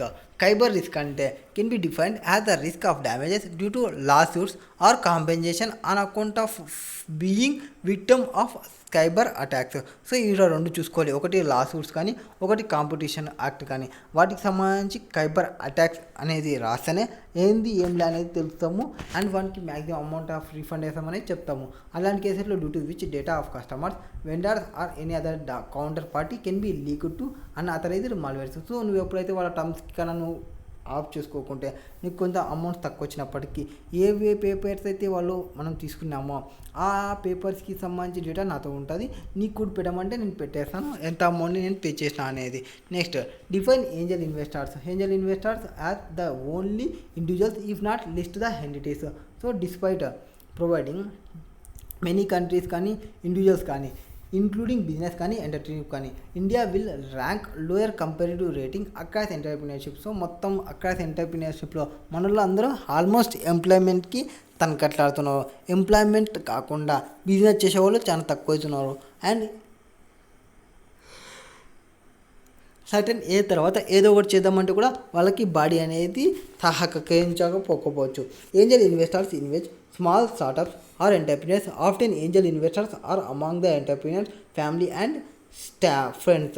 Accordingly, through angel investors as usually represent individuals, the entity that actually provides the fund may be limited liability company, a company or business trust. So వీళ్ళు యాక్చువల్గా ఏం చేస్తారు, వాళ్ళ sir చెప్పిన books కాకుండా ఒక సీక్వెన్స్లో and ఎక్కడ నువ్వు నిజంగానే చేసినారా లేదా అనేది తెలుసుకోవడానికి. Next angel investors provide more favourable terms other లెండర్స్కి సంబంధించి చూసుకున్నప్పుడు అది చూసుకోండి. నెక్స్ట్ ఇది last question, that is angel investors to some extent the given statement is correct. కొంతవరకు కరెక్టే. ఎవరికి ఇస్తాం మనం, అదర్ లెండర్స్కి. దెన్ మోర్ ఫేవరబుల్ ఉంటుంది అదర్ లెండర్స్ చూసుకున్నప్పుడు. ఎందుకంటే ఇక్కడ ఏంజల్ ఇన్వెస్టర్ అంటే ఏమి, మ్యాక్సిమం రిలేషన్షిప్లో ఉన్న వాళ్ళు మాత్రమే ప్రొవైడ్ చేస్తారు. That is the country by many cultures and communities traditionally included in of business and entrepreneurship. India still rank lower comparative rating across entrepreneurship innovation easy of doing. So మనది అనేది చాలా low rating ఉంది. ఏ దానిలో చూసుకుంటే entrepreneurship చూసుకోవడంలో, investment చూసుకోవడంలో, or మన ఇన్నోవేషన్ ఈజీ ఆఫ్ డూయింగ్ బిజినెస్లో చూసుకున్నప్పుడు. Thus reason for obvious. This includes our old and outdated ఏవైతే రూల్స్ ఉన్నావో, రెగ్యులేషన్స్ ఉన్నావో అవన్నీ చేంజ్ అయినట్లు మనకి ఎప్పటికప్పుడు ఇన్ఫర్మేషన్ ప్రొవైడ్ చేసేలాగా చూసుకోవాలి. Indians are to our business environment for a long time. Next other reasons are red tapism for our time consuming procedures and lack of general support for entrepreneurship. So వాళ్ళకి general support అనేది ఉండాలి. Lack of general support, ఆ general support అనేది ఏమీ లేదు.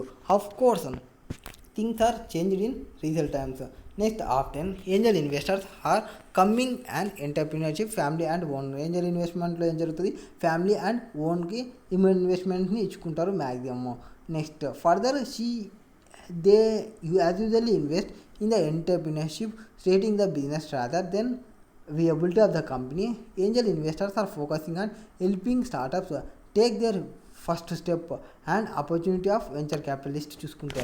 Next angel investors also called investors investors angels founders private investors and seed investors. ఇవంతా angel investors అయిపోతాయి business యాంగిల్కి సంబంధించి. Or affluent individual who inject capital for స్టార్టప్కి సంబంధించి, ఆర్ ఎక్స్చేంజ్ ఓనర్షిప్కి సంబంధించి, ఈక్విటీకి సంబంధించి ఇంజెక్ట్ ఎంత చేసుకోవాలి స్టార్టప్ క్యాపిటల్ అనేది చెక్ చేసుకోండి. Some angel investors that west throw crowd funding platform online or build Angel investors network to pool the in capital. Angel investors typically use their own money unlike venture capitalists that take care of pooled money from many other investments and place them strategically manager funds. So these angel investors as usually represent individuals. The entity that actually provides he found may be limited liability company has a business or trust వాటన్నిటికీ వీడు liability వస్తాడు. So ఇది చాప్టర్కి సంబంధించిన all study material MTPs RTPs past exam question. మిగతాది next వీడియోలో చూద్దాం.